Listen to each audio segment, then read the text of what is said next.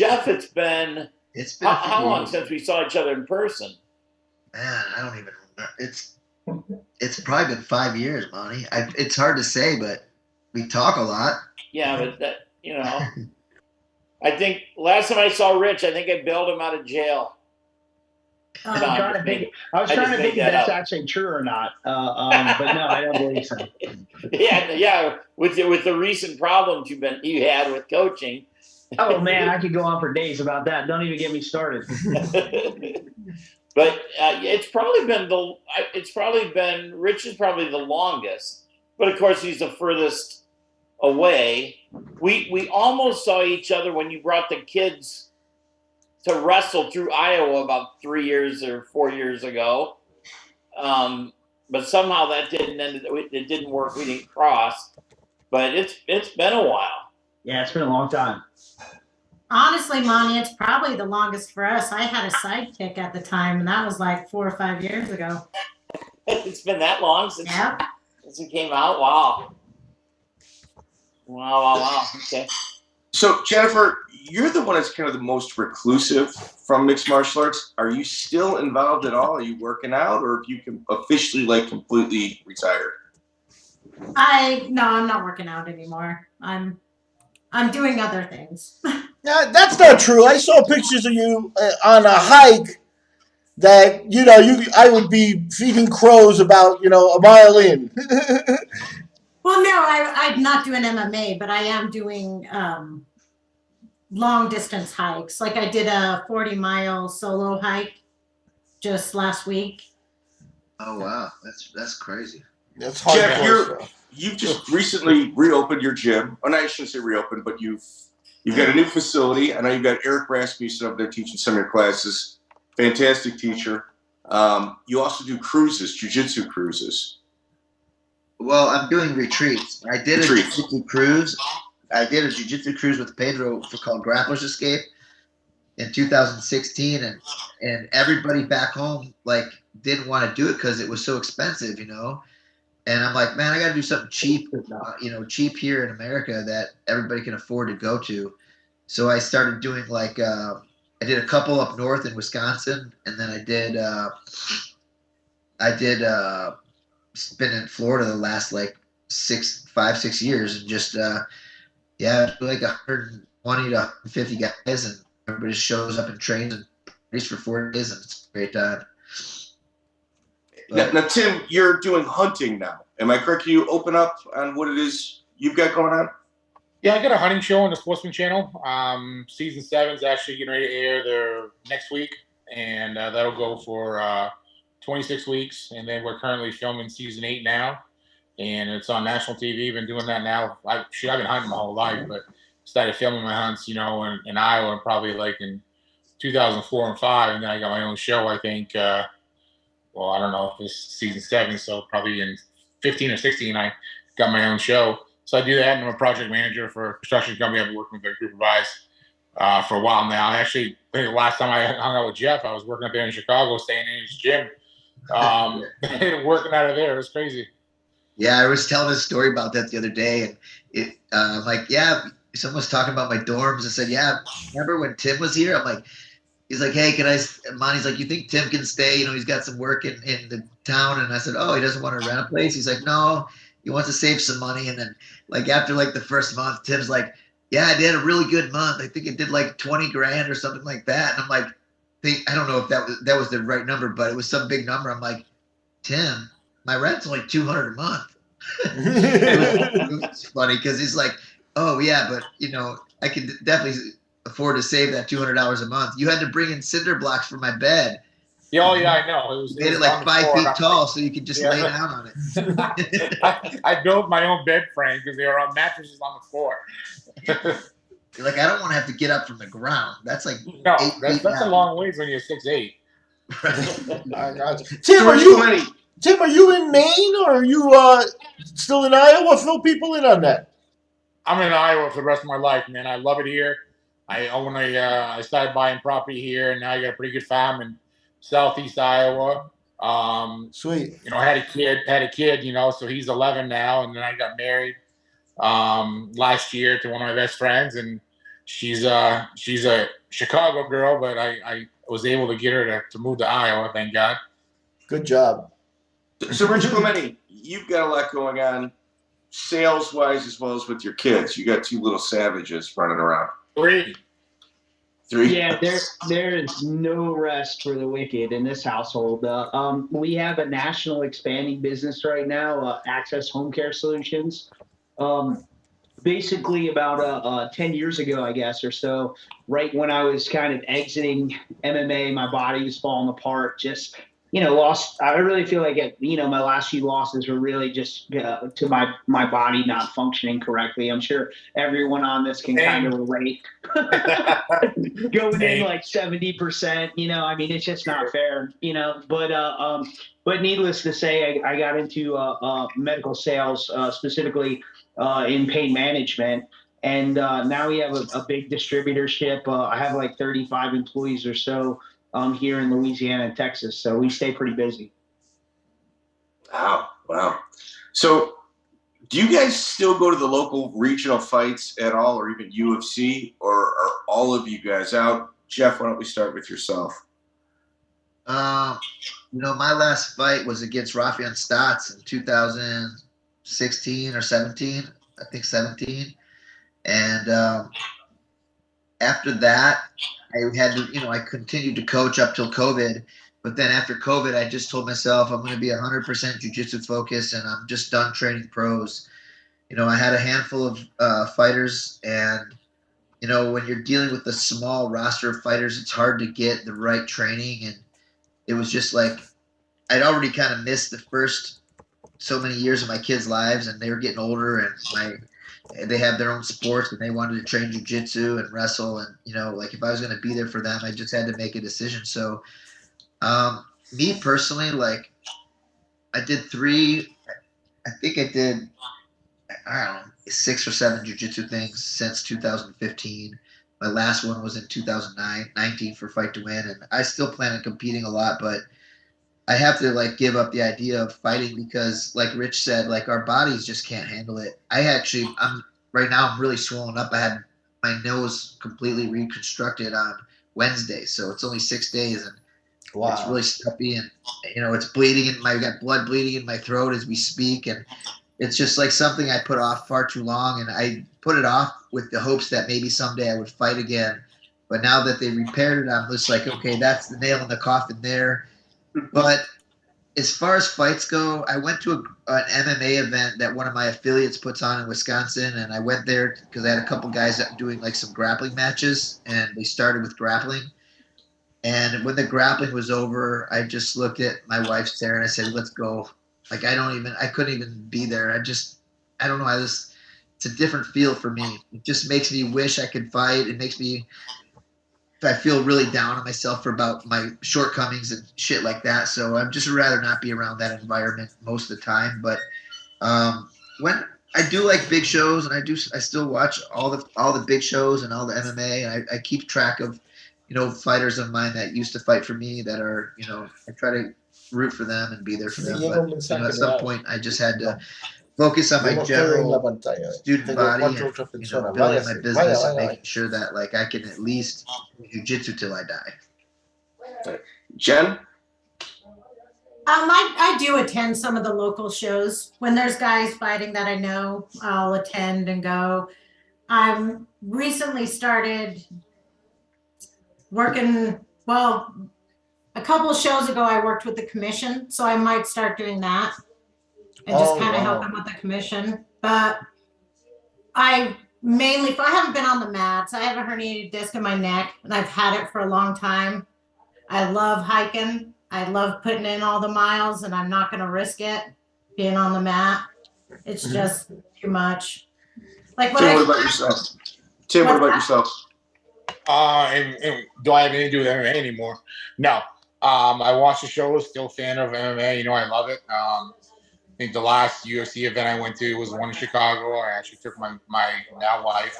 We went to the last 2 in Chicago. There's some local shows, and I got nothing going on. I got some friends going there. I'll go and watch it. I love MMA. I can't train. My knees hurt so bad I can't get on the mat. I just started lifting again last year at where was I? Oh, Planet Fitness, and just just doing some cardio, just trying to get the body moving and stuff. But the Y just opened up right next door to us, basically, well 6 blocks away. So I'm going to be joining there because they got a pool, and swimming was always the best workout for me. It's no impact, and it always works the best for me. So I'm going to start doing that again. Swimming, I love it. So.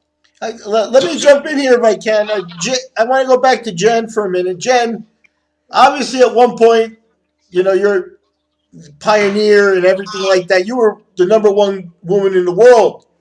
Like, what do you think? How do you think about the evolution of the women's side? And like, who do you think is who do you like to watch among the women now? And like, who do you think is really the best? Like, what impresses you, or are you not up on that so much?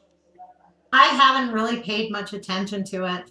Okay. I really haven't. I'm glad that it has evolved. I'm glad they're making a lot more money. I mean, I remember I was the top paid female fighter and I made $5,000. Yeah. But I was raising 2 kids and working full time and going to college part time, and it just didn't work. Something had to crazy how life changing it could be, if you were getting paid what these girls are getting paid, and by a few years you were like these I remember Monty at one time going, dude, you're the second highest paid featherweight next to Uriah Faber, and I was getting paid 8 and 8. Yeah. And then like 2-3 years goes by and Conor McGregor gets his first $1 million payday as the ranked #1 featherweight. And you're just like, fuck, man. Yeah. Like, why did my mom get pregnant so soon? Could have waited a couple more years. Yeah. Yep. Oh well. I wouldn't trade it. Jeff, do you miss the NHB days and the feel of what it used to be as compared to what it is now? Are you asking me? Yes. Oh, Jeff. I thought you said Jen. I do, because being a jiu-jitsu and like the original UFC is what really drew me to wanting to fight. And I'd been training jiu-jitsu for about a year at that point, not even really knowing what I was involved in. And when I saw Hoist fight, I was like, man, no rules is always the way to go. So like my jiu-jitsu program is my fundamentals is very street-based, and just making sure that people understand that like it's not just a sport-oriented program.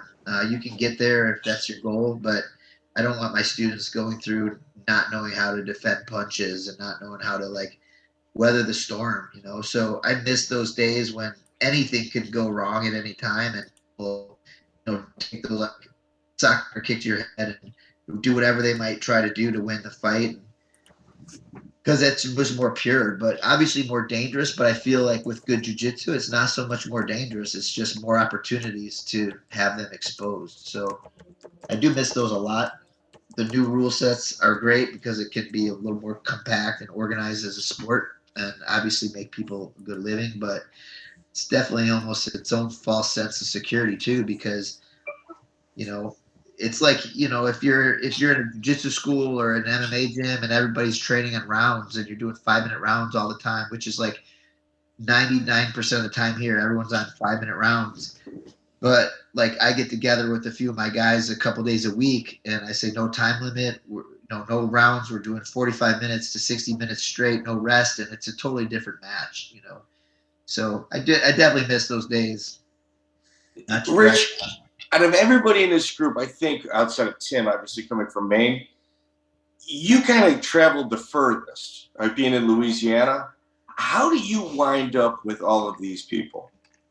Yeah, so that's kind of a funny story, actually. I think Monty first brought me in to be a tomato can against one of his fighters. Monty would never do that. No, right? Basically, we're like everybody on the side of our locker rooms being brought in stretchers. You know what I'm saying? So I basically fought a kid, Ben Earwood, who's super tough college wrestler, who's really, I think, and correct me if I'm wrong, Monty, but like Matt Hughes' kind of protege at the time. He was really being easily. Yeah. It was, I basically just hung in there for 15 minutes. Never fought a wrestler of that caliber at the time. I'm from New Jersey and I wrestled in New Jersey, but I really didn't have any training partners here in Louisiana, and was really the pioneer in probably trying to get a strong MMA group together. And we had a few guys like myself and Carl Schmidt, a few just tough guys, but nobody that was really well-rounded and trained on a higher level. So at that point, I think Monty's like, oh, this guy's kind of fun to watch. He'll sit in there. If I'm going to pay him to fight, he'll put on a show, win, lose, or draw. And then a few months later, I think Monty had another prospect, Cedric Marks. Is that correct, Monty? Was his name? He wasn't really a prospect. You're talking about the show I did down in Louisiana right after 9/11. Correct. Yeah. I had to give that fool a ride down there. Unbeknownst to me and Tony Fricklin, we think we're bringing one of our guys, one of our boys. So we bond with the kid on the way down there, and he's fighting you. So you come out to some gay ass song, Boy George. We're like, who's this tool? Cedric, you're gonna beat this dude's ass. And you went in and you smoked this kid, Cedric. And then Monty's like, that's my guy. I'm like, which one's your guy? We brought your guy down. I wasn't Monty's guy until actually after that fight, because that's when we had talked. I think Monty wanted to make sure you win. Come to find out, we want you. Yeah. So actually, Tim, the way that worked is I did like what I saw with Rich when he came up, and then going down there and doing a show in Louisiana. I needed local guys. You got to have guys that for the show, and so Rich was the obvious guy. And I had told people before that if this works out, I'd really like to pick up Rich. Well, you sure told me and Tony that. well, Tim, if I may take a side note. You guys shouldn't have broken my windshield either. So, that was your boy Cedric that broke your windshield. Wait, hold on. Let me interject. So, Tim, did Monty ever tell you where Cedric Marks is today? No, I have no idea. He's on trial for being a serial killer. I thought that was Spratt. It's Cedric Spider Marks, 100%. No. He put you in a car with the guy that murdered his ex-wife. Yeah, you're right. And you're right. Yeah. Ex-girlfriend, a couple other people, they think. Yeah, he's got bodies all over the country. God, so it's a good thing that kid didn't ride home with us. You were really close to having your life ended, Tim. Wow. And you didn't trust that fucker. At least I beat his ass. Good for society. Hey, I just want to bring up. See if Cedric was a team player. Will he off any of my guys, or will they get home safely? Did you guys see some of the controversy with this UFC judge Douglas Crosby? Yeah, I've heard about it. I don't even know what's happening. What happened? Yeah, I'll let you guys fill it in. I'm just going to bring up a little, it's a small world kind of note on this one. So the first UFC fight this Douglas Crosby ever judged was Ben Earwood decision over our own Chris Lytle. So It's a small world, but that was UFC 28. So he's been around for a while, and then all of a sudden, I'm actually friends with Douglas. He's trying to set me up with some movie roles and help me with when I the Halloween movie and stuff when I played Michael Myers. Oh, cool. So so if you guys know him, bounce that around amongst yourselves. I got questions for everybody, so I'll shut up. Well, I always thought Doug was always a little odd. I mean, like you'd very odd. I'm being nice, and you'd show up, and he was always great to me, but he would shake my hands and go, he goes, "Hello, fellow genius." He'd say the same thing every time. I mean, couldn't argue with him, but he I didn't notice back then that he had any weird judging, like he was on the wrong end or anything. I always thought he was one of the smartest.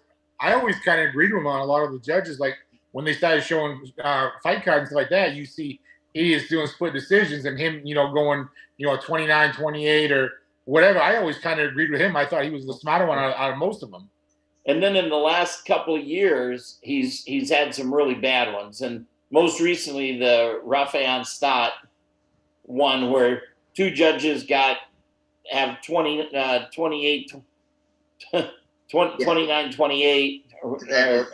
split his edge, and the other one, and it was a 5-round fight, so 48-47, right? Yeah, whichever it is, I can't add them up. And then, but he had 50 to 45, the other way. And there were some rounds in there that, there's just no way that Stotts didn't win. There was some that he completely dominated.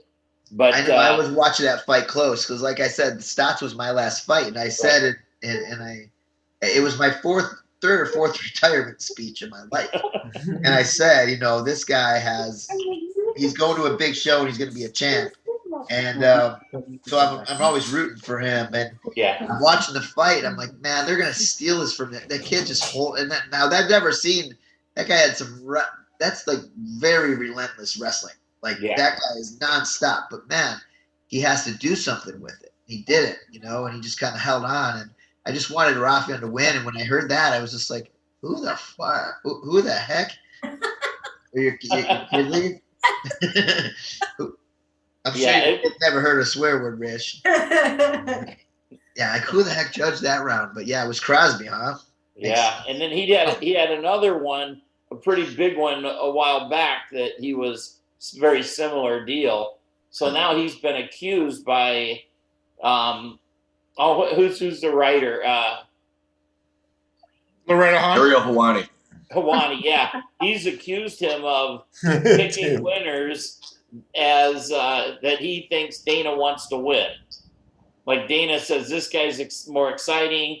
He can help us more. So he's picking these guys that way. That takes a lot to come out and accuse someone of that. Do you remember? It's hard to prove. Do you remember back in 2000 when he popped up? Like you remember him from back in those days. Where did he cut? Like, what were his credentials at the very beginning? Was he a boxing guy crossing over to MMA, or Tim said he was from the movie? I can shed some light onto that. He's actually one of the guys that helped formulate what Chael Sonnen has become. He's one of the guys that really helped feed Chael lines, kind of groom him in regards to pro wrestling. Him and Chael are super close. I've actually heard the same thing. Not to validate, but almost like a speechwriter. Yeah, and he had some connections to movies. He could help people get in some things. Although he always told me he could, but it never happened. What else is going on with the guys that are banned from the UFC? And if you train under the guy, you're banned from the UFC because they're accused of fixed fights or something. Oh yeah, James Krause's Glory Gym. So I can open up on that as well. So they had the FAC, which was James Krause's MMA event on Fight Pass. So I did color commentary for it. It was like a last minute gig. They flew me in. They never even aired it. So I guess their contract is up at the December 31st. What was explained to me was that out of what they referred to as an abundance of caution over the gambling, that Krause, they're not going to air it live, but they will later on.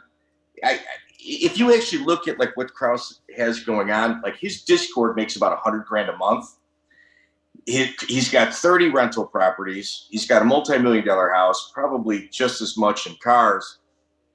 I don't know what Minard did, but to think a guy would throw his entire career away on gambling, of which the UFC pays him to have his own gambling show on Fight Pass, I think they're just trying to make an example out of him. Like if there was in regards to it, hard to believe that he would be involved in it. That's just my personal. Well, there's just never been enough money bet to make it worthwhile. I mean, back when I was more involved with the UFC, you could only bet so much. I guess now it's a lot of places it's bottomless. You can do whatever. But when I was betting Jeremy Horn against Liddell, I bet $12,000 on Jeremy, and they made me do $4,000, and then they changed the odds. Then $4,000, they changed the odds, and then $4,000 again. They didn't have to do that since I didn't get any of it back. But that's how they made you do it. So it was kind of difficult. How much did you bet against me against Rico? Yeah, I got the one who made out there was TJ Thompson. Thompson got like 9-1. I got 6-1 and bet 5,000. Nice. Now, you're right. The numbers are very different nowadays, and who knows what they're going to find when they start looking in there.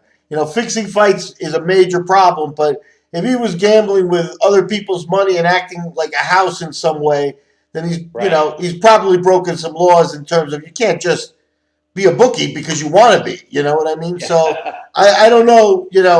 I don't know the extent of that, but it's all like a big black eye, and it is. I guarantee you one thing: you hear that the UFC, looks at a fighter and is like, yeah, but how many Instagram followers does he have? How many, what's his social media like?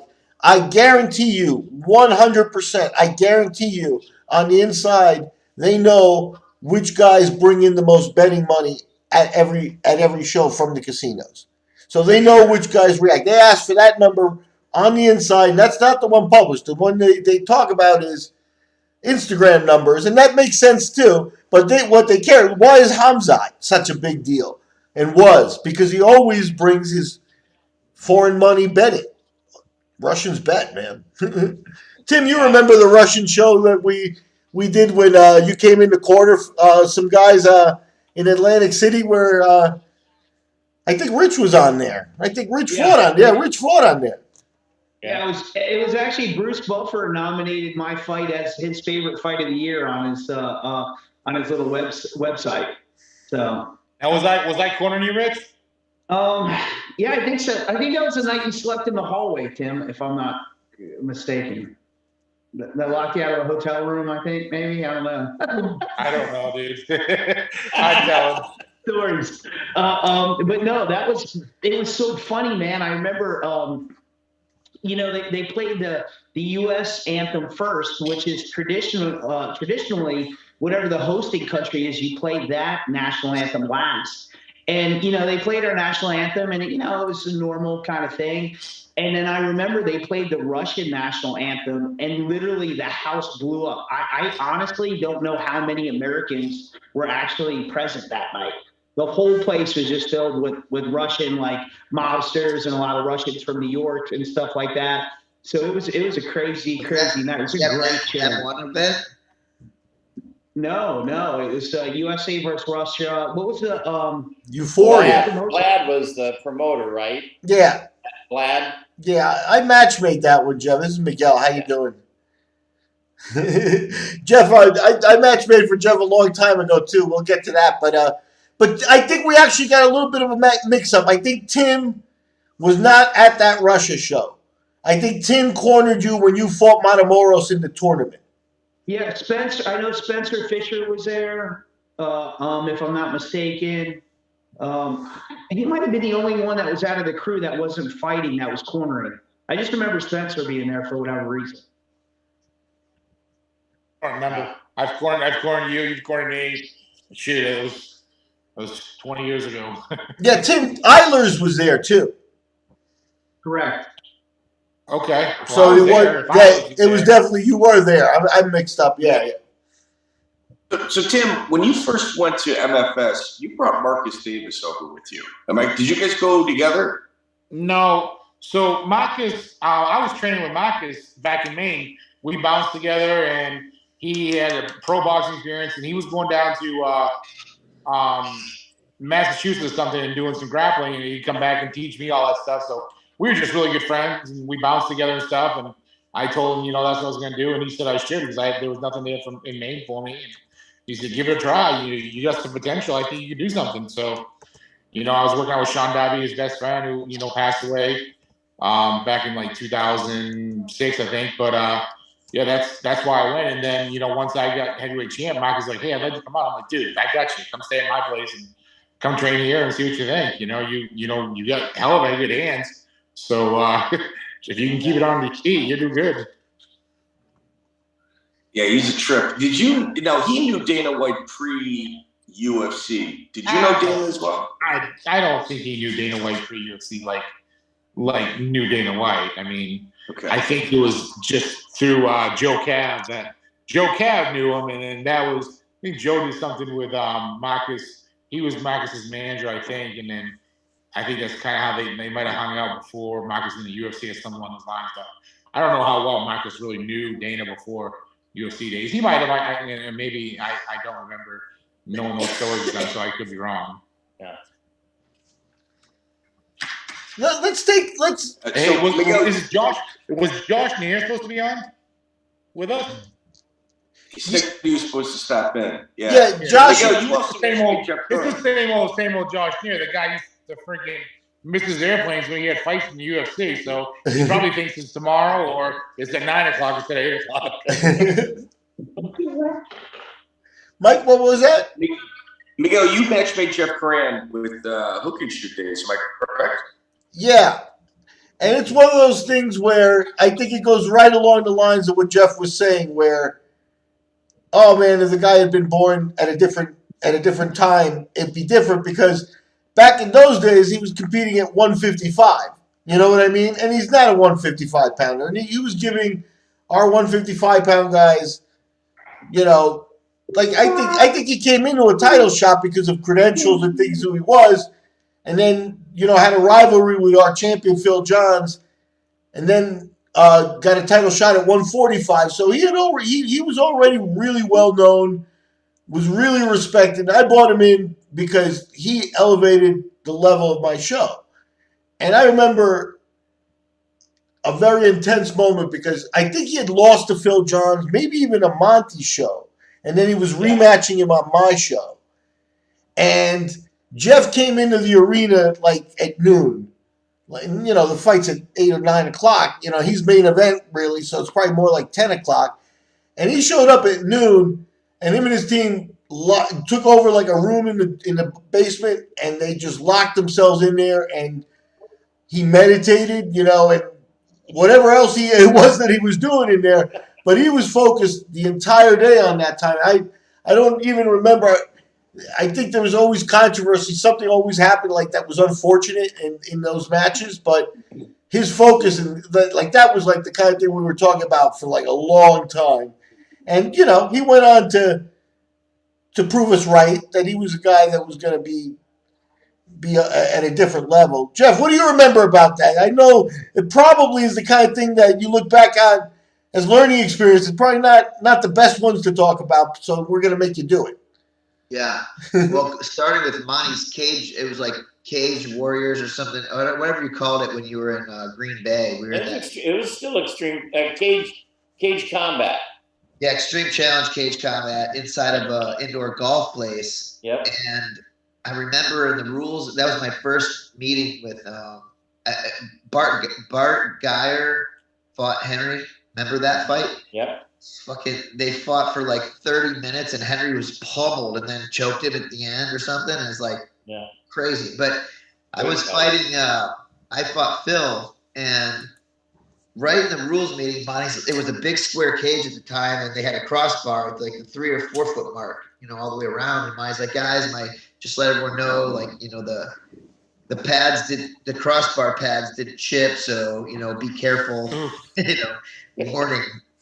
And right out of the gate, I shoot in on a takedown. I take Phil down as I'm falling, like bridge of my nose hits the crossbar, and I'm just unconscious in the corner. Oh. And Phil stands up and grabs the fence and just starts uppercutting my face, and I'm just like brutalized.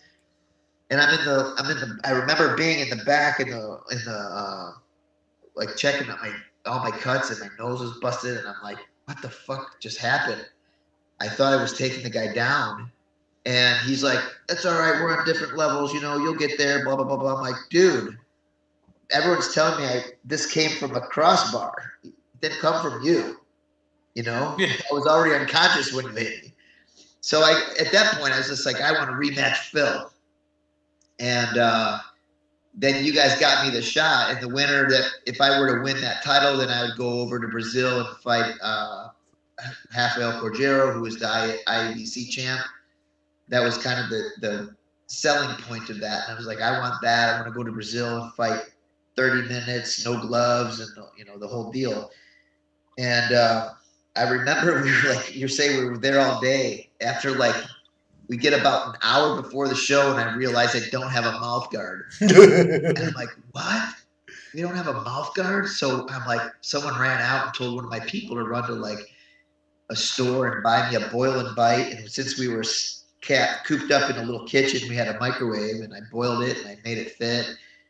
And the fight was unfortunate because I was winning the fight pretty easily it was a 20-minute time limit. We were 16 minutes in, and he threw like an overhand right, and it kind of raked my eye, and I kind of hit the deck because it like poked my eye. It wasn't even a punch; it just like raked me. And I hit the deck and covered up, and he shoved me out of the ring, and everybody called it off. I'm like, no, I'm fine. I'm laying on the ground on all these wires. I said, I'm fine. And by the time I even stood up, he already had the belt. So I was just like, what? I was kind of pissed. And I know Monte managed him, and maybe we would talk about getting another fight. And I'm like, I never managed Phil John. He fought. He didn't manage, but he fought on Extreme Challenges, and he was your lightweight champ or something. And yeah, like, he fought for me. He was never. I mean, I put Jens Pulver against him. But what I kind of thought of, which is at that point in my life, I'm like, you know what? Some people are just, they're your nemesis, and I'm not going to waste any more time. I'm going to move forward. And then I came in and fought Anthony Hamlet, and I shoot in on, I throw like a 1-2. I hit him with one or two of those. I shoot in. He shoots in for a single leg as I tag him, and I put a guillotine on him, and he picks me up, and he puts me down. And the cage that we were fighting, or the ring that we were fighting in, you see the ref, the guy with long hair, whatever his name was. Sean. He's back there chilling on the ropes across the ring, and I get slammed at my shoulder and my head, and there was only like the 1 inch of foam, you know, for like a boxing ring, and I'm just unconscious, and he's elbowed me in the face for like 10, 15 unanswered shots, and finally the ref's like, oh shit, Jeff's out. My face was like swollen up, and again, I just said, fuck it, I gotta move forward. I'm not gonna get caught up in rematches and stuff like that, because I feel like it would have just ruled my life, and I just kind of moved on. But what show was that? That was a hook and shoot when I fought Anthony Hamlet. Yeah. Okay. Yeah. Sounds like my reffing abilities. Wait, Tim. The guy was just enjoying the fight, but here I was like, I was reffing an Extreme Challenge, and I was so caught up in the fight. I'm like, oh my God, this guy is getting his ass beat. I love it. And I'm like, oh shit, I gotta stop this. And it was like Rich Franklin and Billy Rush's guy, and I'm like, I'm sorry, man, I wasn't paying attention. I was just in the moment. I was enjoying the fight. I had front row seat. I was just watching somebody getting pummeled, and I'm like, oh yeah, I probably should stop this.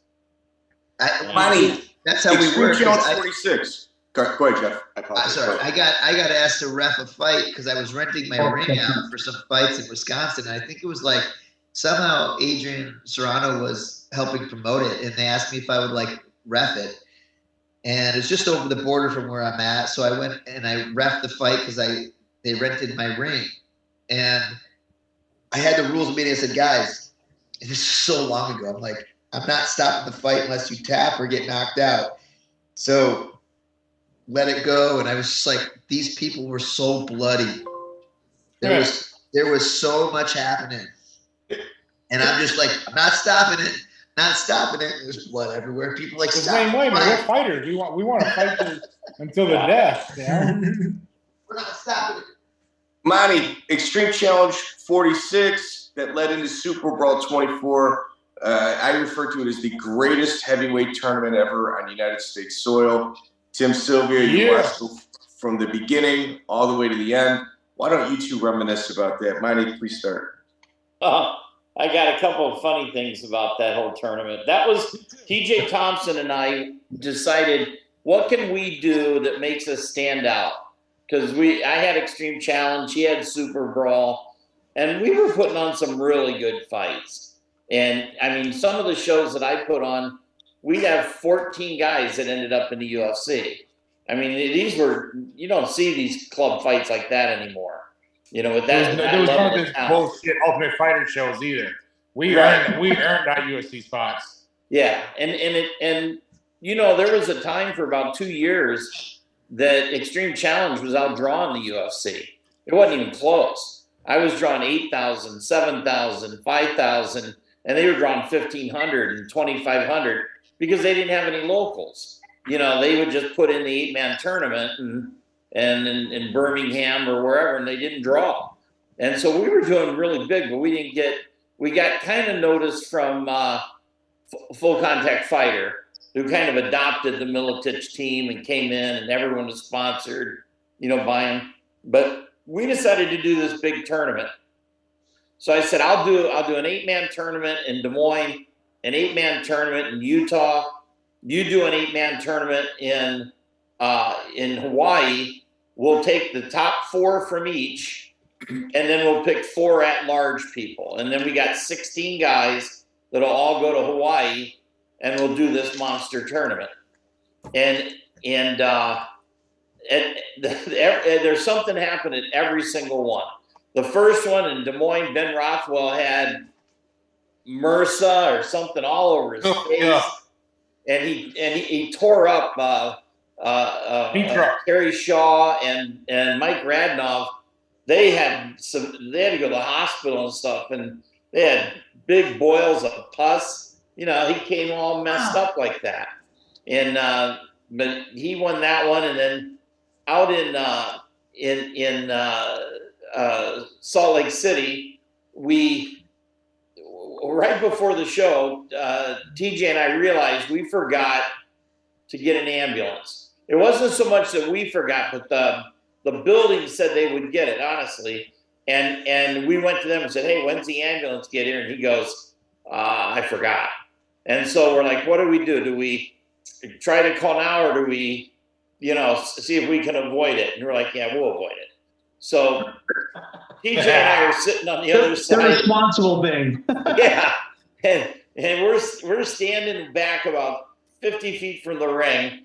And we were telling the athletic commission, dude, they were just here. They wanted to get a little closer, so they went out there moving around. They're going to come to the other side. And we're just telling them anything. Let's get this started. And so TJ and I are standing there, and TJ looks at me and goes, how many times have you needed an ambulance? And at that time, I'd probably done 150 shows. And I said, just once, and he goes, yeah, me too. He goes, so we're good, right? And I go, oh, yeah. First fight of the night was this 400-pound dude from Washington State against Tim. And that guy comes over and just drives Tim back to the ropes, and he's trying to push Tim over. And Tim ends up sidestepping, and over the top he goes, cracks his head on the steps, and TJ and I look at each other and like, are you serious? So we call 911, and the athletic commission said, if you ever pull anything like that again, you'll never promote another show. Now stop right there, though, real quick. I wasn't supposed to be in that tournament. Correct. By luck, Tommy Sauer came up to train with me to get ready for the tournament. Right. And you told Tommy, you're like, look, Tim's big. There's going to be a lot of big guys in this tournament, so you definitely need to train with Tim and, get some good conditioning, get used to the weight. And I beat the hell out of Tommy, poor guy. I love the guy, but I just beat him up everywhere in that room. And he's just like, Monty, let Tim have my spot. I can't do it. Yeah. There's no way I got this spot. The 205. And that was one of those things. Tim actually snuck into the Miletich camp unbeknownst to me. The first I heard about Tim, Joe Silva called and said, you got that big guy from Maine. And I go, who? And he said, Tim Sylvia. And he goes, he's like 6'8". I go, man, I'd have seen that guy. I go, I haven't seen him. And so I went down to find him, and Pat pointed him out to me, and Pat made the joke. He goes, well, you don't know how tall he is. He's always puking in a garbage can. And he goes, yeah, he goes, the kid's got no quit in him. He goes, but I don't know. I don't know, if he's going to make it. And so he kept, Joe would call him periodically, say, how's Tim doing? I'm like, I go, give it some time. I go, he's down there with great guys and stuff, but we don't know. We don't know if he's going to make it, if he's going to be that level or not. And then I was putting him in things. I didn't take care of him. I put him in with Rothwell first. I think that was our first fight together. I put you in with Ben at. It was the second because I fought Greg Wicken. Beat the hell out of Wicken. Oh, that's right, Wicken. Yeah, and then Rothwell. So it's not like there weren't a lot of heavyweights around. So everyone was pretty good. And you know, Tim was, when he beat Raphael, I didn't know much about Raphael. He's only like 19, and he had beat up a couple fat dudes in Cincinnati that people make fun of us for. But you know, I knew, you could see then that okay, that's a quality win.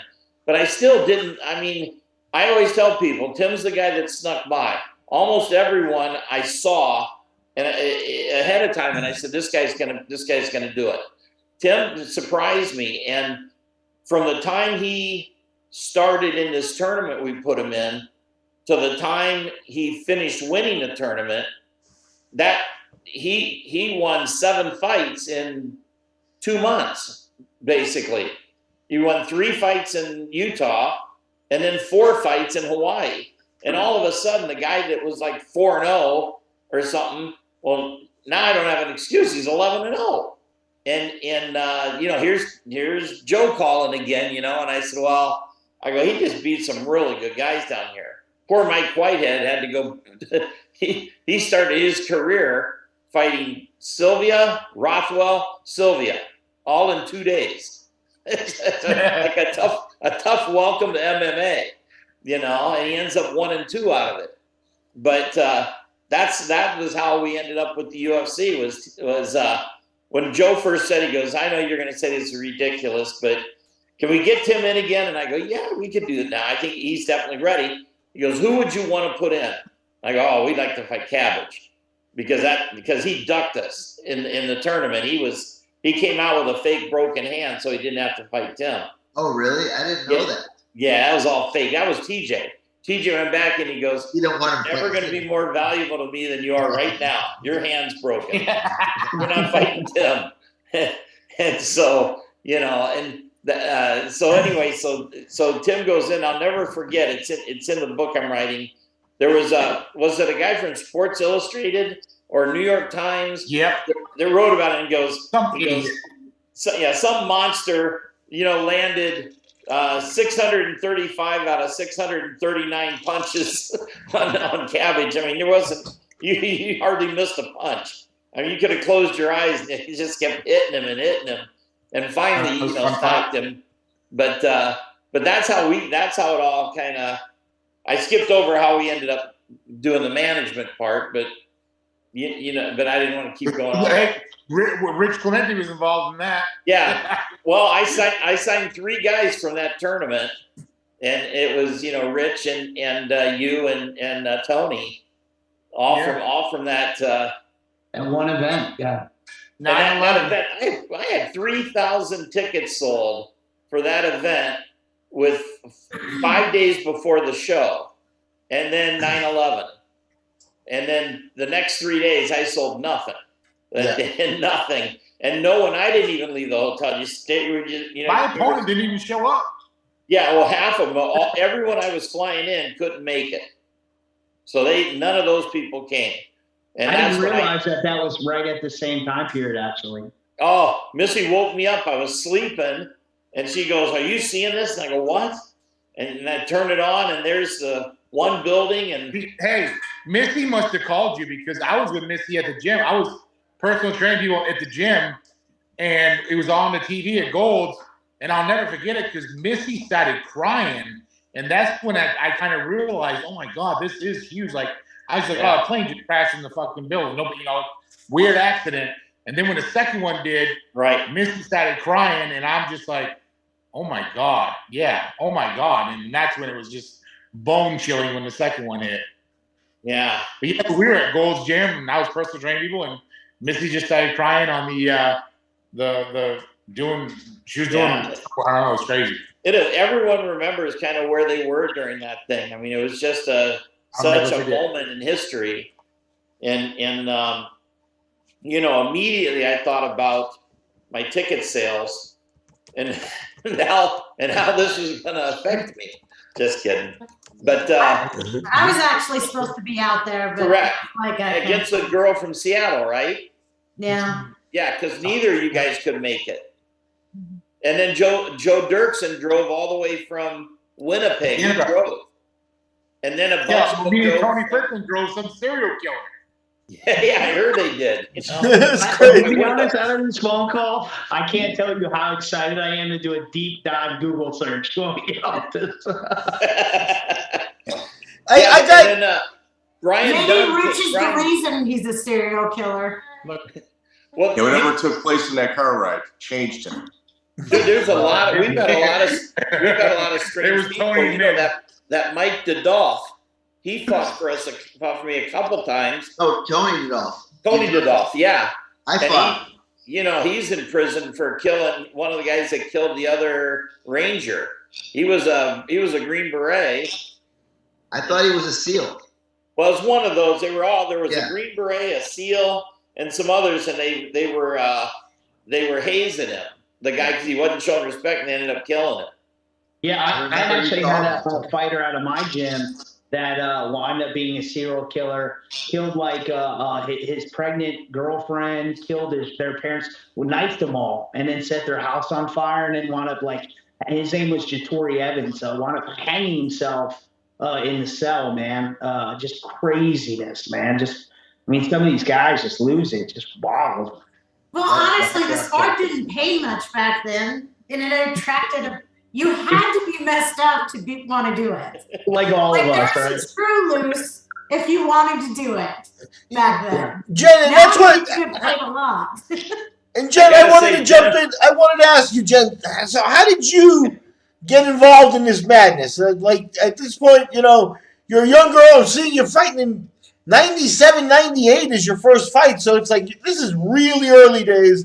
This is real pioneer stuff. How did you come across this whole thing? Well, actually, it's kind of weird. I had recently gotten out of a relationship, an abusive relationship, and that went on for a few years, and I wanted to get my confidence back. So I went into the gym and started grappling, and I'm surprised I actually made it past the first day. I remember a guy showing me positions, and he got mounted on me, and he said, "This is the mount." And I turned bright red and said, "I don't know your name. Will you please get off me?"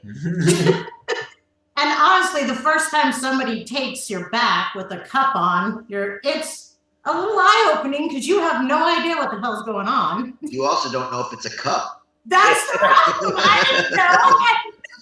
I'm like, what's wrong with my back right now?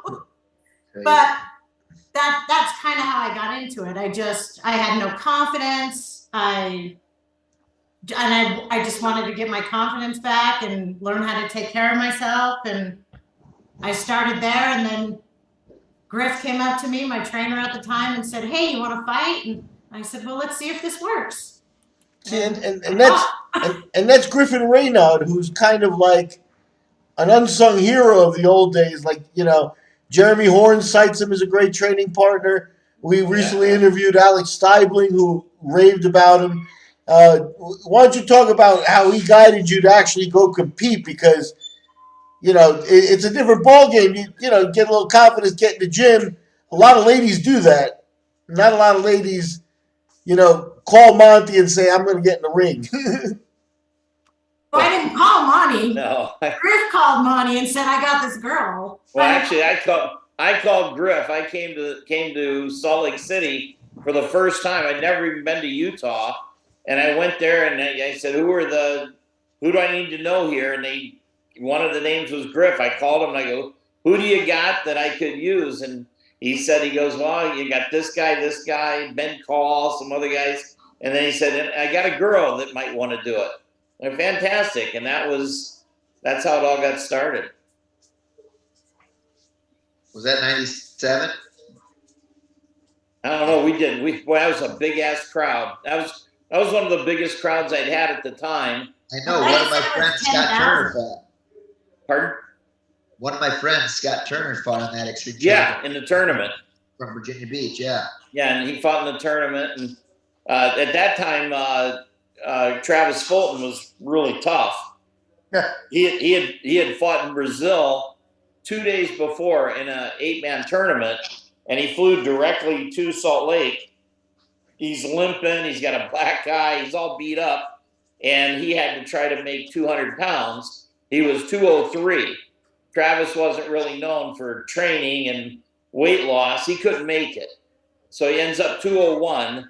And I tell the guys in the tournament, I go, hey, come on, this guy just flew all the way from Brazil. You gonna do this and let him in? And they were like, no, we made 200. He's got to make 200. So they didn't want to fight him, and so he ended up fighting that famous video where the guy jumps over his head and then he slams him. That was how he ended those. I love that video. Huh? I love that video. Oh, yeah, it's been seen like 1 million and some times. Yeah. There's all these comments. What kind of matchmaker would put this kind of fight together? But Dennis Reed went into the tournament, and then Travis went to fight this idiot that he would come to my room every day. He would come to my room and say, you gotta let me fight, you gotta let me fight.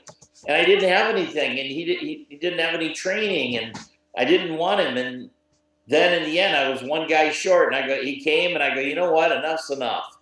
I was sitting there, Joe Gold was there, full contact fighter, and he goes, give him a shot, give me a shot. And wasn't he a Taekwondo guy? Huh? He was a Taekwondo guy, wasn't he? He was a no quite kind. He was. Were you talking about Travis? No, the other, the guy that jumped over his head. Oh, They got folded. Yeah. Well, the deal was, I told him, I go, listen, do not hit this guy. You can't punch him. I go, just take him down and submit him. I go, I don't want you hurting him. All right, so he did. He started to hit him, and he stopped. Then he just decided, well, I'll slam him. That'll look good. And then the guy's never been slammed and screamed and acted like he was dead. But he was fine. He just got slammed. He was like an Undertaker. It's like it was a crazy looking video, though. I don't know if I've seen the video. Oh, my gosh. It's under worst fight ever. Rick, when we get off the phone, send it to me, Rick. I could tell a little classic closer to that fight, too. What was the name of the ref for that? That was one of your guys, Monty. Todd Fredrickson. All right, this guy, Fredrickson, is a dry, humored mother effer, So Fulton is like kind of feeling bad in the ring. And, after the fight, and he's raising his hand, and he's about to say, he feels bad, and Fredrickson cuts him off, and he goes, that boy sure did smell. Boy sure does. something along those lines. And that just took kind of made Fulton a little more comfortable over that. So I always enjoyed that story with that guy. Go ahead, Monty. Since we're talking about you guys have any thoughts on the Fulton thing? I mean, that was a heck of a shock. Jeez, I didn't want to say anything. Like, what's the status? He's almost dead. Yeah, I mean, but did they beard on the end of that? He's on the other side of the grass right now. Yeah, but he did they prove any? Like, obviously they proved it, and he went to jail. But I mean, how was it? Mike, you got some insight for this stuff, right?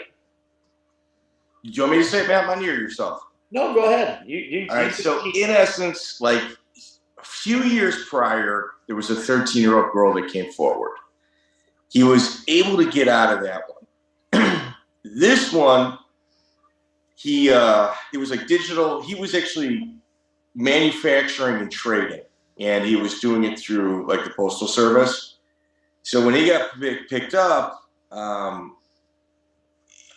another victim came forward. I think it was somebody related to him. And that's when he took a plea deal instead of going to trial. He said, hey, I'm going to take the time. He agreed to it. So then they set a date for him to go in and accept and sign for it. And although he agreed and accepted, he never made it to the actual signing. He hung himself. Yeah. Yeah. So he was when you say he was well, yes, I know. Creating and manufacturing. Yeah. Yeah, he was filming. He was filming. He was acting in it too, I think. Yeah. Right. See, when I was under the impression he was involved in distributing and selling and like helping distribute and sell child pornography. I didn't know he was actually in the act. And it's part of it. Yeah, to have all of those charges kind of placed on you, a big part of it is actually your participation. So, yeah. Well, I didn't know that. That's crazy. I'll tell you, somebody could actually do an amazing episode on just like the crazy deaths and like off the wall stories of MMA. Because I know about 10 of them personally myself, and I mean, I didn't know all those details, but yeah, just craziness, man. and you know what? With when you have kids, you look at that, and it's like, well, if he didn't do it, someone else was gonna fucking do it because it's just bullshit. Yeah. I don't know. It makes me sick, man. Because I watched him fight so many times, and I always had respect for him because he was a grinder, and I know he was a. Dang, yeah. It's just like you see this and you go, what the fuck? Why you gotta prey on people like that? Yep. And then he's already getting more time than he needs. Who's the other one, Tim? That just went to Sean jail Huffman? for that. Sean Huffman. Sean Huffman. Really? Yeah. Yeah. Same thing. He had Sean Huffman with like 50 fights. Sean Huffman. Yeah. Yep. Trained with us. Yep. He was dating a nurse, and she had 2 young daughters. And when the nurse would go to work, he would molest the daughters, and he did it for several years. And so he had a kid with her, and what happened was she wouldn't let him see the kid, and he's saying making her out to be this whole bad guy when they had all this evidence against him. But it's just they had to keep building the evidence and building the case. So he was just always pleading, "Oh, poor me, I got a piece of shit baby mama who won't let me see my kid and this and that." But you couldn't see the kid because you were a giant piece of shit pedo. The judge the judge is against me and all that stuff. And it turns out they all knew he was guilty. They just had to prove it. Exactly. And that's why all the cops didn't like him and everybody was against him. Well, they all knew what you were doing, you sick fuck. Dude. Yeah, I don't know if we could maybe move on to a brighter subject, like We'll all want to turn into vigilantes here shortly. Like Monty's face. Well, we'll all join Cain Velasquez crew. But I have a question for you, Tim. You mentioned a little bit about how how much dues you paid on the underground circuit and stuff. I was going to ask you, how do you feel like when you watch somebody like the French guy Cyril Gane, whatever his name is? I mean, he's a good fighter, but 10 fights in a UFC title fight, don't you get a little pissed off? I mean, it's the sport that it is today. I mean, it's oversaturated. It's watered down. We have A, B, and C level fighters in the UFC now. It's not like it used to be when they had 6 shows a year and you knew all 16 guys that were fighting and you all looked forward to it.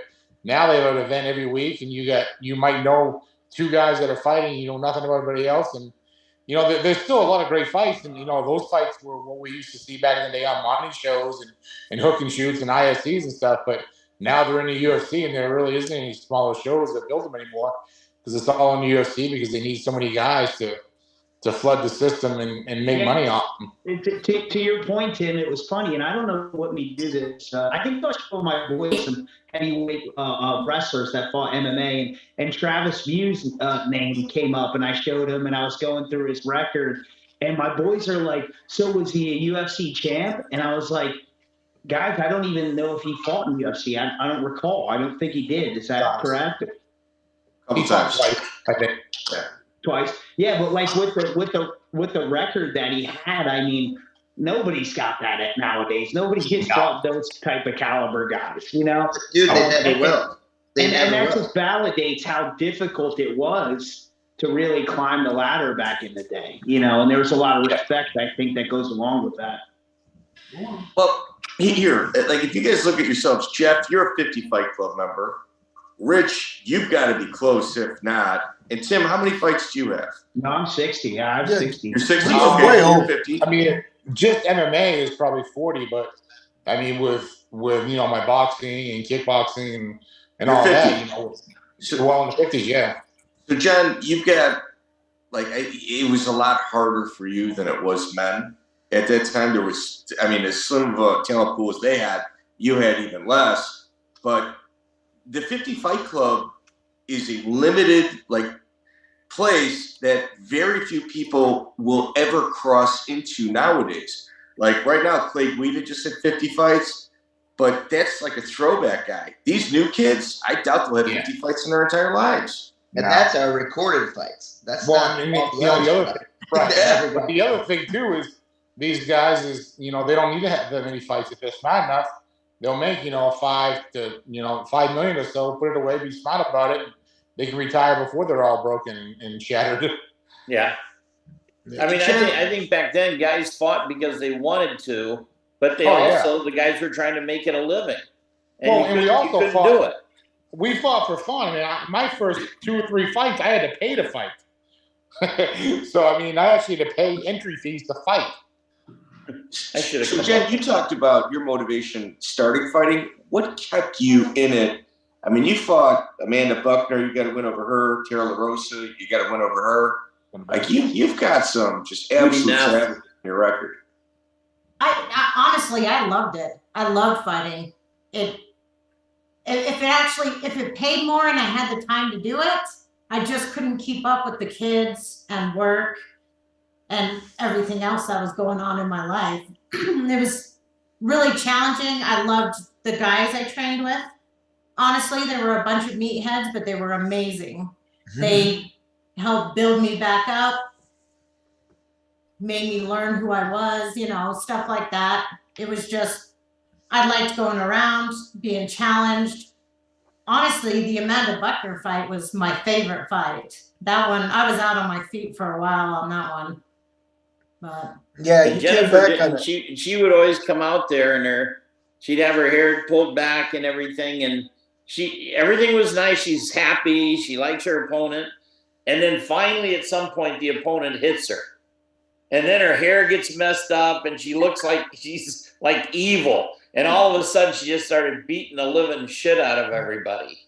All those people she fought were world ranked. Neff was number 2 in the world. She finished first round. Amanda was like 3 first round. Tara LaRosa was undefeated. She was the next thing. She got dropped 3 times in the first round before they finally stopped it. And Tara told me she couldn't even leave the hotel room for 2 days. She was so messed up. So yeah, the thing with Jen that she worked at UPS, right? Yeah. Yeah, and she lifted all these heavy things. Her biceps were ridiculous. And she had like man arms and hair in her back. I'm telling you. My traps made me look like a guy. Yeah, she was. I mean, when she hit you, it was not like these girls back then. They were all pretty tough, and they didn't care about getting thrown around or submitted. Well, boy, a good shot to the face, and they did not like that at all. Judy Neff was the biggest girl, muscular, and the first time you hit her in the face with an elbow, she tapped. It was over. Yeah. But we went to all of these people's hometowns.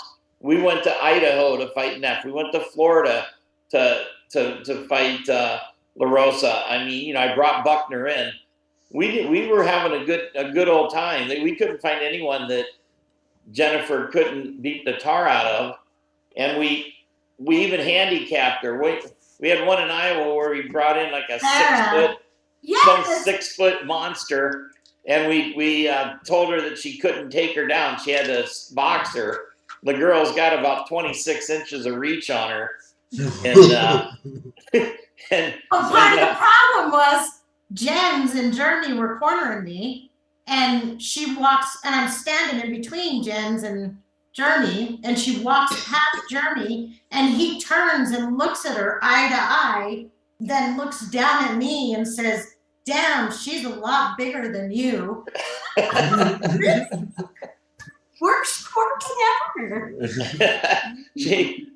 Jennifer finally got inside the reach and hit that girl one time, spun her around, and that girl quit. But that girl had landed somewhere around 1,400 jabs.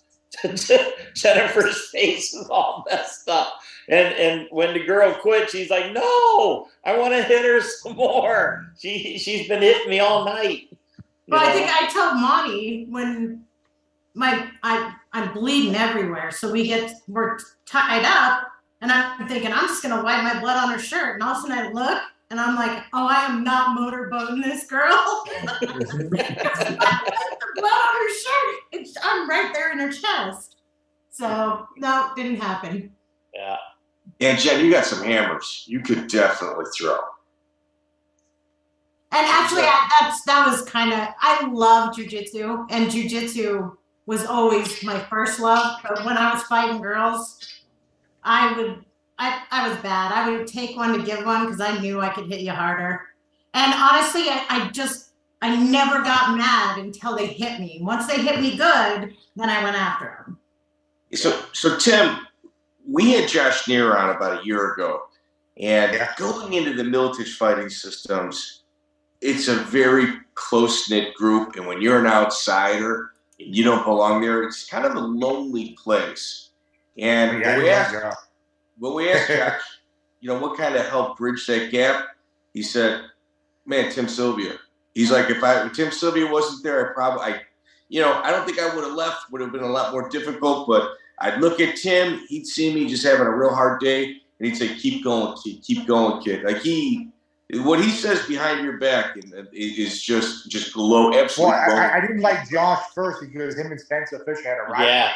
And I was there, and I'm like, I didn't like this kid. So the first day he showed up at the gym, I grappled him and sparred him, and I beat the shit out of him. But he was there the next day, and Spencer's like, no, he's a really, really good guy. And Spencer's one of my best friends.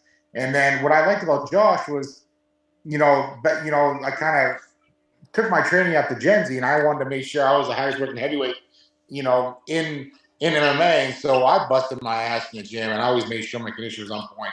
And Josh was there every single time. Like other heavyweights weren't there, other fighters weren't there, but Josh was always there working out with me, doing everything I was doing. I love that kid, man. He's a great, great guy. But I didn't like him when he first came here because I thought he was a jerk off because him and Spencer had this huge rivalry. Dude, that I still say that fight may be the best fight I've ever seen. And I was in the corner. I was cornering Spencer, but it was good. It was. I mean, both those guys can strike. They never took a step back. They just beat the living tar out of each other. Which fight? That was in Victory. Was that Victory? Yep, Victory up in Des Moines. Yeah, because I went too, but Spencer Fisher and Josh Neer. Oh. And there was so much talk. They were also, it was like a Nick Diaz fight, two Nick Diaz each fighting each other. And they were jaw-jacking the whole time and just talking shit and slapping each other. And I mean, it was like after as soon as the bell rang, they were in each other's faces the whole time. I mean, it was like literally watching two Nick Diaz fighting each other. And we were undermanned. There's like maybe 5 of us. And the entire place is Josh Neer's people. I mean, it was pretty, that was kind of like when it was like a split decision. It was a split decision, and I mean, we were just thinking, oh boy, these guys are going to go crazy, and they did because Spencer won it, and he did win it. But he did. But it was a hell of a fight. Well, it was kind of like when I fought poor Pujanowski there in the United States, in Boston. We're thinking, home court advantage. No. There was more Polish people in that place I've ever seen in my whole life. I think there was like 5% U.S. American people, and the rest were all Polish. The cops were even Polish, it seemed like. So, Bonnie, can I ask a question, or you guys? How's Spencer doing? No. I still talk to Spencer a lot. Yeah, you talk to him. I talk to Spencer at least probably once a week now. But he's not. He's doing great family-wise. He's doing great. He's got a good gym going on, and he's hunting again and stuff like that. But mentally, he's just not there. It's sad, I talk, he'll keep bringing up the same questions over and over and over to me, and then I'll message him and be like, hey, he's just having a weird day today, and he, sorry, I don't have to fucking apologize or anything. It's bullshit what happened and stuff, he's just life-wise, he's doing really good. He's in a good place and stuff like that. But when it comes to his health, he's just very forgetful and stuff. And Unfortunately, it is what it is with that situation. But life as it goes, he's doing great. He's in a great spot. All his kids are healthy. Emily and him are great and stuff. But memory-wise and stuff like that, that's what's going. Yeah. The fights he had with Stout were just ridiculous, epic. Brain cell crushing fights. And you guys probably don't even know this, but the UFC was always trying to get a third fight, and and I asked him, "What do you think?" And he goes, "Monty," "I'm just mentally, I'm not ready for it." And he goes, because I pissed blood for like 2 weeks. He goes, I couldn't sleep, and I said, then it's not a fight that we need. And so the UFC came back, and I would say no, and they got to Spencer, and Spencer said, "Yeah, I'll do the fight." And then I said, "Nah, we're not doing it, Spencer." He said, "No, there's plenty of all these guys to fight," and I wouldn't let him do it. And then we ended up, he left my management, and he found another guy that let him do the fight and stuff. I wouldn't do it. That's just he was already showing signs of that. And Spencer was one of those, he's a North Carolina rat, that guy's not afraid of anything. And when he tells you, "Man, I don't know if I want that fight," he don't need that fight, because he would never back down from anything. And the UFC just kept going. That's an area where they didn't give a shit back then. I mean, they still don't care. I mean, they just wanted a good fight. In our interview with him, with Spencer, he said the last time he walked a straight line was when right before he fought Hermes Franca. He's like, after that Franca fight, he couldn't walk in a straight line. Yeah. Really? Yeah. So, Jeff, you got some crazy grapplers on your record. Wagner Fabiano and Barrett Yoshida being at the top of that list. Why don't you walk us through that experience? Because you even went to Canada to fight Fabiano. Hey, guys, before you do this, I just want to apologize to interrupt. My wife worked a 12-hour shift today, and she has to get back up pretty early, so I want to spend a little bit of time with her and stuff, a whole newlywed thing. But I just want to say that I love every one of you guys on the show, man. Rich and Jeff and Jen and Monty, I miss you guys, and it's good to see your faces and talk to you a little bit, and maybe we can do something like this again sometime soon. Lionel, I can't see your face, but I love you too, brother. Thank you very much, Tim. Thanks for joining us. Great to see you, man. Bud. Excellent. All right, guys. Have a good one. Take care, Tim. Love you, man. Yeah. Wagner Fabiano, Barrett Yoshida. Those are savage names. Yeah, it was like a weird. I fought Wagner Fabiano. Well, Barrett, yeah, but Barrett. When I fought Barrett, he wasn't undefeated. But I fought Wagner Fabiano. Was Barrett in SuperBrawl? Barrett was SuperBrawl. Then the Canadian guy. He'll come to me. I fought 4 undefeated black belts. Raphael Assuncao was another one of them. Was right after that. What's that? Is Stefan the promoter, Canadian promoter?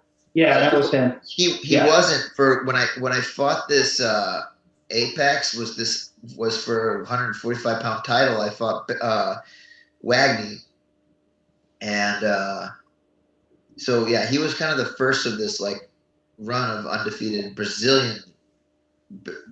Pedro Silveira. That's another one. Yeah, well, he wasn't one of the 4 that I was talking about, but it was an Ironheart Crown fight. Carvalho. Yeah, Carvalho. Jesus, dude. He was 9-0 when I fought him. Wagner was 4-0.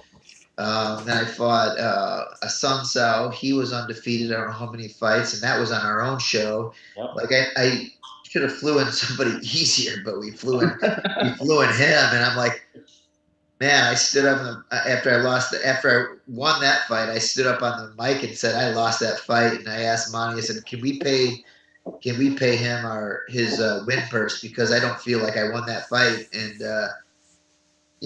Monty's like, yeah, let's do it. Let's pay him his win purse. But when I tell you, I said, go back and watch it. I did. Fight. Yeah, I won the fight. But at the time, you feel beat up and you feel like, You did the right thing, dude. That's what you did. I just felt like I felt like I lost, and all my fans and friends were there, and my team, and I said, I feel like I lost the fight, and I went in the locker room and paid him his win purse. But Wagney, it was a weird thing with Wagney because I respect being from the jiu-jitsu world. Like, I have a lot of respect for guys that hold that rank that he did, and he was a little bit older than me and a little bit more decorated than me in jiu-jitsu at that time, and I was like, man, this is going to be cool to fight him. But he missed weight. He didn't show up to weigh-ins, and he missed weight by a couple pounds, and it was very unprofessional. I just got really fucking Brazilian of it. Yeah, and Monty, if you remember too, that is the one and only time I made 145 pounds. Remember, I flew up there, I made weight, and then they declined me fighting it after me cutting and didn't pay me. That was the worst part. Yeah, I've forgotten that. Oh yeah, I was absolutely fierce, right? Because I had to almost kill myself to make 45. So just that whole Canadian scene up there at the time was very sketchy. Yeah. Very, very sketchy. Well, you had Stefan Patry, and then you went to Mark Pavlich. So yeah. We never did much with Pavlich. We did a lot with, with Steph, but it wasn't really him. I mean, I can remember him giving a whole spiel about the 10-9, the 10-point must system and how it works and everything. And then the commission would come out and they don't even use it. They just picked a winner at the end. They had no scorecards. So, but go ahead, Jeff. I didn't mean to interrupt you. Oh no, that was it. I fought him, and I just, I won the stand up. He get a takedown, maybe one per round, and just kind of hang on. He never tried to pass. He didn't do anything. I'd punch him from my back. We'd get brought back to our feet maybe once per round, and I'd hit him again. And it just was one of those fights. And eventually, but again, he didn't make weight, I think, by a couple pounds. So I won the title because I won the fight, but he wouldn't have got the belt if he won. Yeah, but Jeff, you went to his hometown and got that. Yeah, I guess in my mind, I was like, it's pretty impressive. How can Toronto or how can Montreal be the hometown for a Brazilian? But I guess it was. It's where he had his academy, Yeah. To me, I didn't care about that so much, and I had I was pretty close with Sean Tompkins, and I started helping him with Sam and Hominick and Chris Rodesky, and so he was there with me, and he was in my corner too, and we were kind of. I felt like 1/4 Canadian, so I felt like I belonged. You hang out with Sean Tompkins for a couple weeks, and next thing you know, you feel like you're a Canadian. Now, Jeff, you actually went to Canada, fought another guy that was not from Canada, in Canada, but pretty good guy, Ivan Menjivar. Oh yeah, that's the first fight. So I was fighting on Monty's shows. I fought on his Extreme Challenge trials, and that was late '97, and that got me my first quote pro fight, and I won 3 fights in one night for Monty, and that was in a bar in whatever it was, Stripes in Baddorf. And I wasn't even old enough. I had to get a mark on my hand because I wasn't old enough to be in the bar yet, And so I would always go fight for Monty. I fought that tournament. I fought Tony DeDolph, the guy we were talking about, the Navy SEAL who killed the guy. I fought Phil John. I fought a handful of fights for Monty without being under his management. And then I called him and I said, hey, I want you to manage me. I need somebody to get me fights. And he's like, well, here's my deal. I take, 20% of everything if you make $1,000 or whatever. And then he's like, I got a fight for you if you want. And he gave me the offer to fight Ivan Menjivar in Montreal. And he said, Jens can corner you, but, we can't fly a corner. They're not going to fly a corner. They'll just fly you. But I got you $900. That way you don't have to pay me 20%. You can make $900, and I don't have to make money. It'll just be a fight. And right before I fought Ivan, he fought 170 against Jason Black. Remember that? Like Ivan was like huge back then. And so I went and fought him, and I lost the decision. But that was my first official fight under Monte's management. Yeah. And I was just kind of like, it was also a fight that told me like, man, I got to change some stuff up. I got to like do more grueling rounds, and I got to do this and do that. But I felt good. You know, it wasn't a shutout by any means. I had some good moments, and I didn't really get punched much. I just couldn't get anything going. But Jeff, but Menjivar at the time, you really kind of got to look at him. It was before the 145-pound class really developed itself, and he was at the top of it. Like that was more of like a number one. Like he, in my opinion, without putting anything on paper, he was probably in the top 3 in the entire world at that time. And you went, to Canada to do it. Yeah, it was. I mean, I had no idea what I was getting into, but I knew Jason Black and how tough he was, and I was just kind of like, my only hope was that like, in my mind was like, okay, Jason is super tough and he beat him, but if I can not get beat up, I could probably get a submission. I just couldn't find any. That was my first time where I really felt like I fought somebody that was super well-rounded and like an athlete. Prior to that, I'd fight like a really good athletic kickboxer or a really good athletic wrestler, but they had one or the other, They didn't have multiple facets of dangers. So it was good. I mean, that, to me, I lost the fight. I came home and I said, it's time to go. And I went on some big win streaks and changed things up. He might be the world's toughest bus driver right now. He works for the city of Quebec, driving a bus. Dude, I had breakfast with him. I had breakfast with him and GSP, and they didn't even speak English, but we had like breakfast or something at some hotel. Was it there? Yeah, or maybe we had some dinner after weigh-ins. I forget, but we like hung out and talked, and I was like, these guys are nice. That was my first time.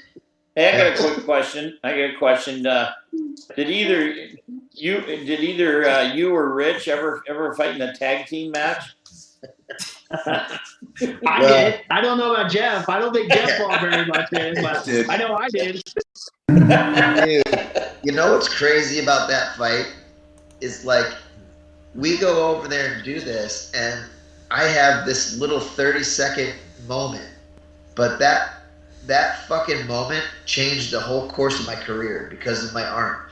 Like I had this nerve damage that every time I bumped my arm from that point forward after they put the plate in, every time I bumped my arm would go paralyzed, numb, in pain, and I couldn't make a fist. I couldn't lift my arm. I had to fight multiple rounds in multiple fights, like for years, where I couldn't even throw a punch.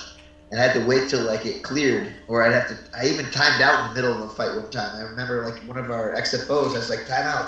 The ref's like, what? I'm like, sorry, I'm used to sparring. Like, I couldn't even lift my arm up. And about, I think 6 years later, I got the plate taken out, and they said, yeah, it was not a good fix, but it was a bad break, man. Yeah. But Rich goes out and goes, hey, I'm going to soften him up for a while, and then you can go in there because. Well, here, real quick to interject, you guys, because I'm of course with you, but you guys are. Jeff is constantly like fooling around, saying, "Yeah, those guys are too big for me. I don't think I'm gonna. I don't know. I think I'm gonna just let you do it." And fooling around like that, and Rich is like, "Yeah, you better not. You better carry your weight." We're getting paid the same last I checked. We're split $3,500. I think that's what we split, like $3,000 or something like that. Yeah. I think $1,750 a piece. And so Rich, we had a guy, Carlo Prater, come on and said took a fight last minute, had a horrible dealing with a guy named Reza Madidi because Reza was just such a hothead at weigh-ins. It went crazy. You fought him as well. What was your experience with Reza? Dude, so we're actually friends on social media. We actually hit each other up every now and then. And I'll be honest, if you would say, like, through my history of fighting, what's one of my favorite fights, And that's actually one of them. And the reason being was the, obviously, and I mean, I feel even he knows that. I think he's come and said that actually, but, I got robbed on a decision out in Sweden. But, the energy exchanged in the fight was amazing, and, it's really neat about this sport, and even with Jeff on here and Tim and Jen, I don't really know you as personally as the other guys, but, these are people you share life with, man. And it's there's so much wrapped around a fight when you talk about the investment mentally, physically, the sacrifice before, the sacrifice afterwards, the repercussions, the rewards, the everything that comes with the single event itself, is very much a lasting notch in who you are, So I really enjoyed that exchange with him. I'm an energy type fighter, meaning that I fight emotionally. He's very much the same way. And that was just a blast for me. He's spitting sparks out at me. I'm doing the same thing prior to the fight, we headbutted each other at weigh-ins, it was just, he's an intense dude. I'm an intense dude. And, it was one of those to be honest, like a dick measuring contest, right from the start. So I can appreciate guys who are like that.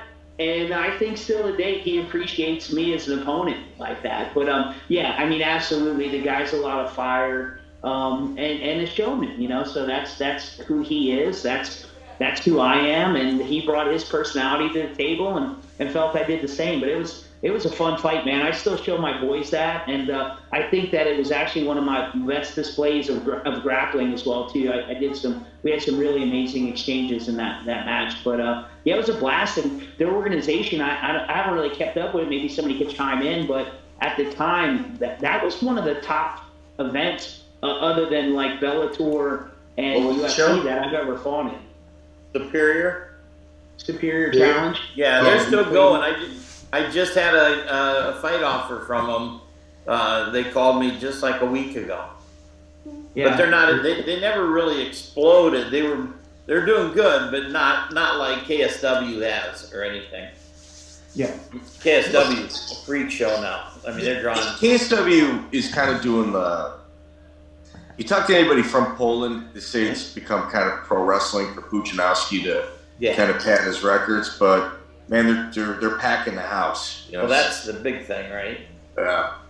Well, pride though, if you can have a fight or two that are spectacle and make money for everybody, I guess it's okay. But you gotta have some of the realism, for the people that are just really trying to make a career. Right.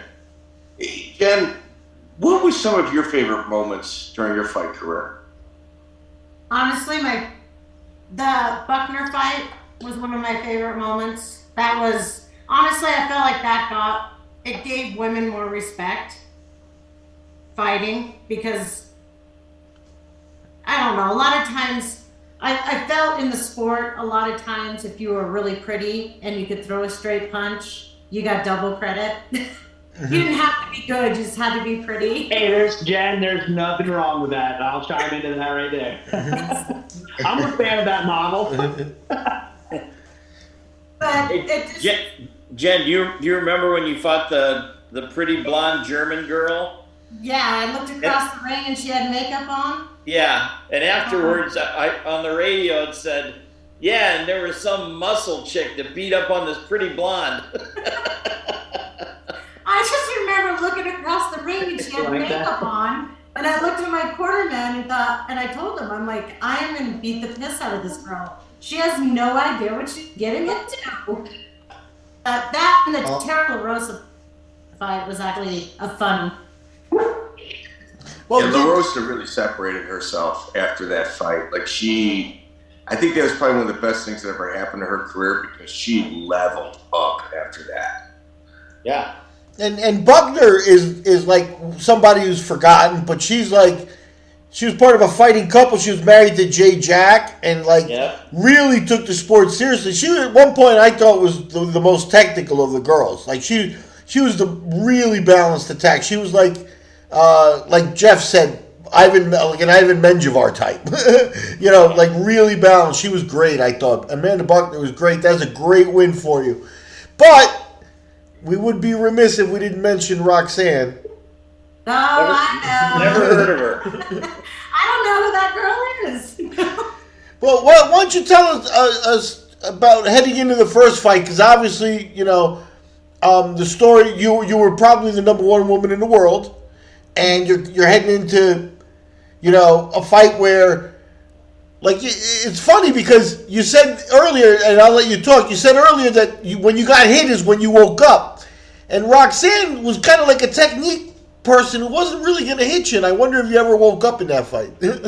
Why don't you take us through it? That's with the first fight, and Monty can attest to this, I went through like 5 or 6 opponents. I honestly didn't even think I was going to be fighting.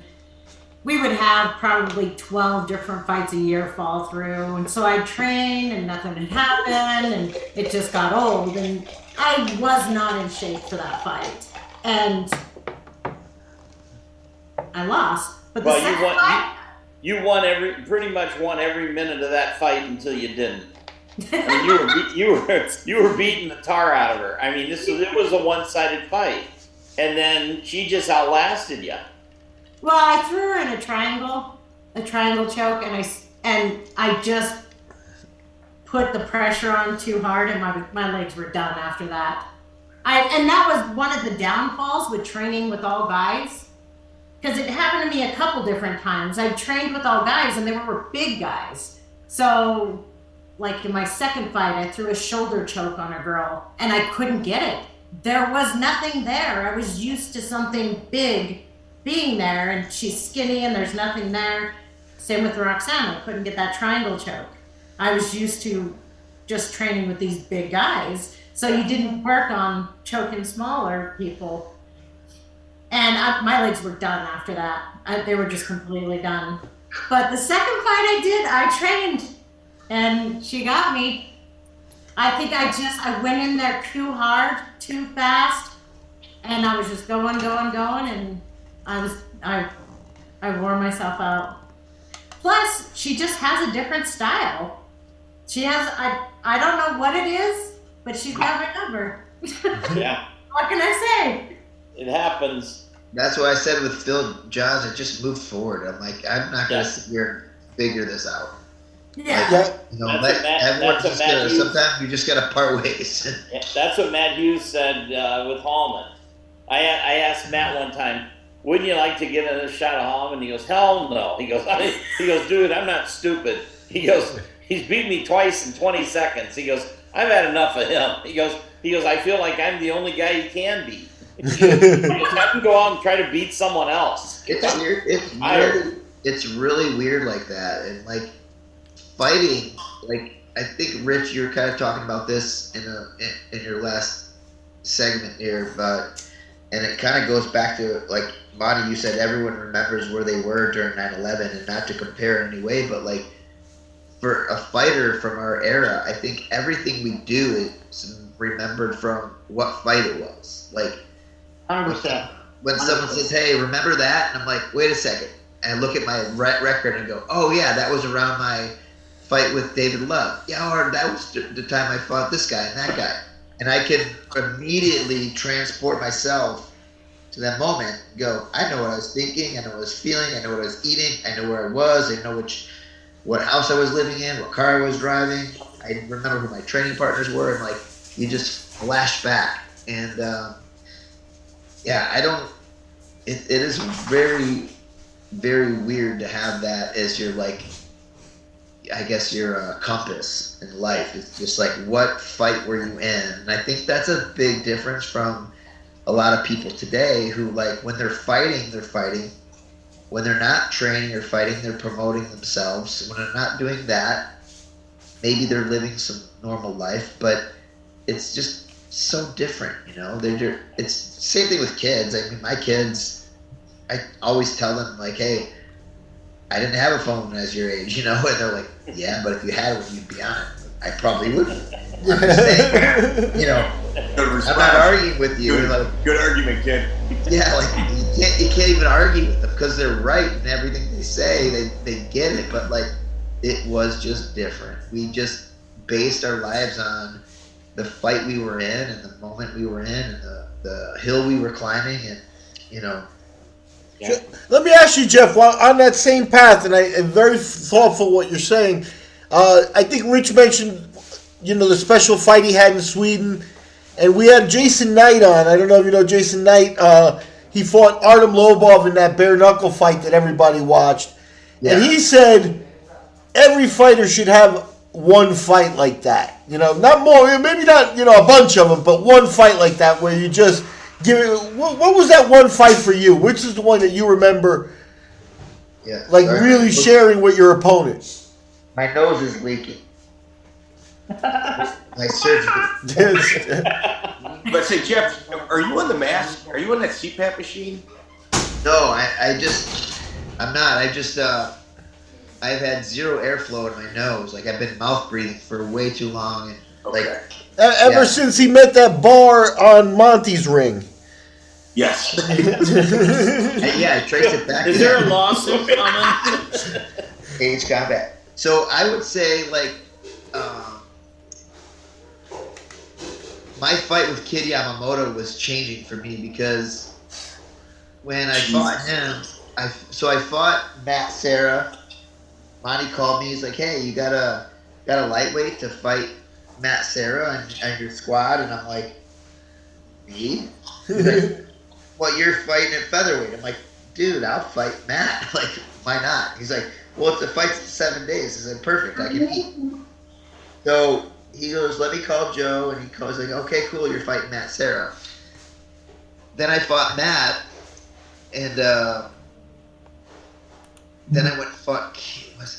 Then I fought Kid, and I think this is is that order. Then I fought Kid, and I sat there in the locker room. I remember, speaking of Sean Tompkins, I sat in the locker room with like a blanket or a hoodie over my head, and I'm going through every wrongdoing in my life and every sin I ever sinned, and I'm like, I don't deserve to be here. I don't deserve to win. And I go out and I fight.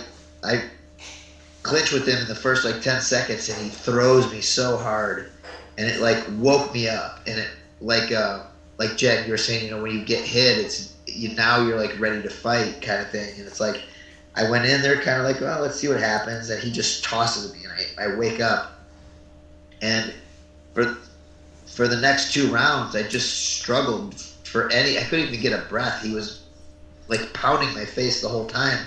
And I'm used to bigger guys hitting me, and now I'm fighting at 135 pounds. And I got this little dude, I couldn't even grab him. He just bam, bam, bam, and he's pinning my neck with the bottom rope, and he's hitting me, and the ref is acting like he's trying to take him off of me. No, you can't do that. It's a Shudo fight. He's like, you can't do that. I'm like, then pull him off of me. Don't let him keep hitting me. So I end up getting beat up pretty bad from him for a couple rounds. And then in round 3, I did good. And I ended up hurting him pretty bad with a liver, a kick to his ribs.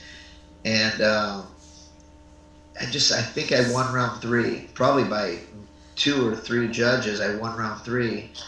And I lost the fight, but I broke my nose and my orbitals were both. I was so swollen up. And I thought after that, I'm like, man, from here on out, I can't lose again. I have to change everything again, and I went back. So that was the moment for me where I was just all I ever wanted to do was fight Kid again. Speaking of rematches, I really wanted to fight him again, but it scared me to death, so I never really asked for it, Do I really want to fight him? Because I remember my flight got delayed and I was stuck there a couple more days, and I call home and Sarah's like, "Oh yeah, I'm sure you're really upset being stuck in Hawaii." I'm like, "I do not want to be here. You cannot go in public looking like this and have fun. I want to go home." So I think my fight with Kid was probably that moment for me where I just You learned a lot about yourself. Well, a lot about myself, and I was wearing tap out shorts, they're big board shorts. And I finally got like this reversal on him, and it like took me 2 rounds. And I finally get on top. I'm like, cool, I'm good. And he puts his foot in my shorts and lifts me up, and then just stands up. So I break away from him, and I take my shorts off, and I throw him out into the ringside seats, because now I had my Valley Tudo shorts underneath. And I was mad that I was wearing baggy shorts, because that's how he pushed me off of him. And it was just like, God damn, I finally got on top, and now he just put his feet in my shorts and pushed me off. Oh man, what a day. What about you, Rich? What's your memory, your biggest memory? Man, it's weird because they're all kind of special in their own little way and stuff. I mean, the obvious answer is my Melvin fight, just because there was so much. Yeah, I mean, there was just so much energy that was involved in that, But I'll tell you, to be honest, one that a lot of people might know about, it was actually the and first of all, Monty, just thank you for the opportunities and the life experiences. I'm sure Jeff feels the same way, right? But fighting in Japan for as long as we did, like with the Zest organization, like that was really special, man. It's amazing, and those guys I still interact with as well too, because again, I have a piece of them, they have a piece of me, right? And there's a mutual respect on that. And they just had a little reunion with a bunch of those guys from the 16 man. We both commented, remember? Yeah. How can you have a reunion without us? Yeah, no doubt. But my fight against Kotani meant a lot to me, to be honest. Because again, I'm very prideful, and when Jeff got hurt in that match, and they just kind of wore me out from the rules, brought me in deep water where they were just kept tagging out. Monty paid me for that. Monty paid me extra to make you break my arm. Yeah, I appreciate that. I wanted him to be tested. Yeah, but he kind of rode the coattails, my coattails for that victory on me during that tag team match, and that match was real important to me just because that bothered me, and the respect that the organization showed me once I beat him was really awesome. They wanted me to change gloves from blue to red because that's like a symbolic color for them, and just they were like, you're a guy, and I mean, I broke my orbital against Marcus Aurelio in the finals, but that whole event, man, just the tournament format and stuff, it was really special, man, and I'm very grateful for that. Yeah, there's the 1.0 model. 2.0. Hey, there we go. What go. about you, Jen? What's your moment? There's so many, it's hard to say. I do remember, like, a defining moment for me was in the Buckner fight when she hit me and I was unconscious and Hughes was the ref. I was unconscious on my feet. I don't remember a lot of that fight, but I remember Hughes telling me before the fight he didn't like to watch girls fight and he didn't like to see them take damage. So the only thing I'm thinking is, please don't stop the fight. Please don't. And I don't even know what's going on. All I see is black. But apparently I was still punching. Yeah. Jen, what about with that Angela Rostad, and you had a torn ACL? Yeah. I could tell when watching it, you weren't the same. I mean, what the hell's going on? And then afterwards you told me, I have a torn ACL. Well, I was training. While I was training, every time I'd throw a right hand, I'd fall on my face. And I kept asking the guys, what's going on? And they said, does it hurt? I said, no. And they said, well, then you're fine. Just keep fighting. And so I kept training, and I went in there and fought, but every time I pushed forward, my knee would give out. And it's because I completely tore my ACL in half, and I did it like 2 months prior to the fight. Yeah. It's crazy. Rich, I'm going to make you tell the Goliath story again, just because that's another one of your heroic performances. That was in that Russia vs. USA show. Monty was there, and it was Russia vs. USA. I think Rich was mid-card against Sergey Goliath, And the Americans started doing good. The first guy won. Justin Eilers got thrown out of the ring by his guy. Came back and knocked him out. Ebersol fought a war. And it was like Rich goes out and has a really rough first round. And he's got to at some point go like... I appreciate that. That was a nice way to say that. and he go... And I'm sure at some point he had to have one of those moments where... He said to himself, I'm not going to be the first American to take a loss on this card. So I'll let you take it away, Rich. Yeah, no, it actually, that probably wasn't the case as much as he did like, and I couldn't believe the fight went on. Like, that's how rigged that was, right? Like, he literally, I finally got this dude down, right? And I was like, thank you, baby Jesus, you know? I was leveled probably like 3 or 4 times with some really big shots. He's super quick. He was a European kickboxer, Muay Thai champ, but he was really good at punching going backwards. And being that he was so long and he knew how to use his length, I really had trouble with kind of, hunting him down to get him to the ground. And when I finally established side mount, I could see a just big difference in physicality. I was like, yes, okay, now I'm going to drown this dude. He wound up hitting me with like illegal knees to the back of the head. So they stopped the fight, and I'm gushing, I'm bleeding pretty bad out of the back of my head. And they put us back down in the position, said it was like a language barrier. He didn't understand the rules. And then does it again, like 3 or 4 times. And then you see my whole face. Like, it honestly, for me, meant, like, I was always a cool person that, like, this fighting was a sport. There's some people that fight, especially now you watch a lot of guys, like it actually looks like a street fight, I really was very calm when I fought, cool, collected. And I'll tell you, it was honestly the first time I brought it back to old street fight. Like, I just lost my shit. And, that's where it kind of changed over for me and stuff. But again, a total emotional sport. We're buddies on social media. I enjoy watching his life. He does the same with me, But man, that was and actually, what's crazy, my eye stayed dilated for like 3 months after that. Oh man! For just getting kneed in the back of the head. So that goes back to the neurological damage. I'm sure that will come later on in life.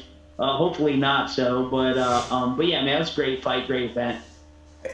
Do any of you guys use psilocybin in order to help combat the effects of concussions? Do what? Do any of the 3 of you use psilocybin mushrooms in order to combat the effects of concussions? No, I've never heard of that, actually.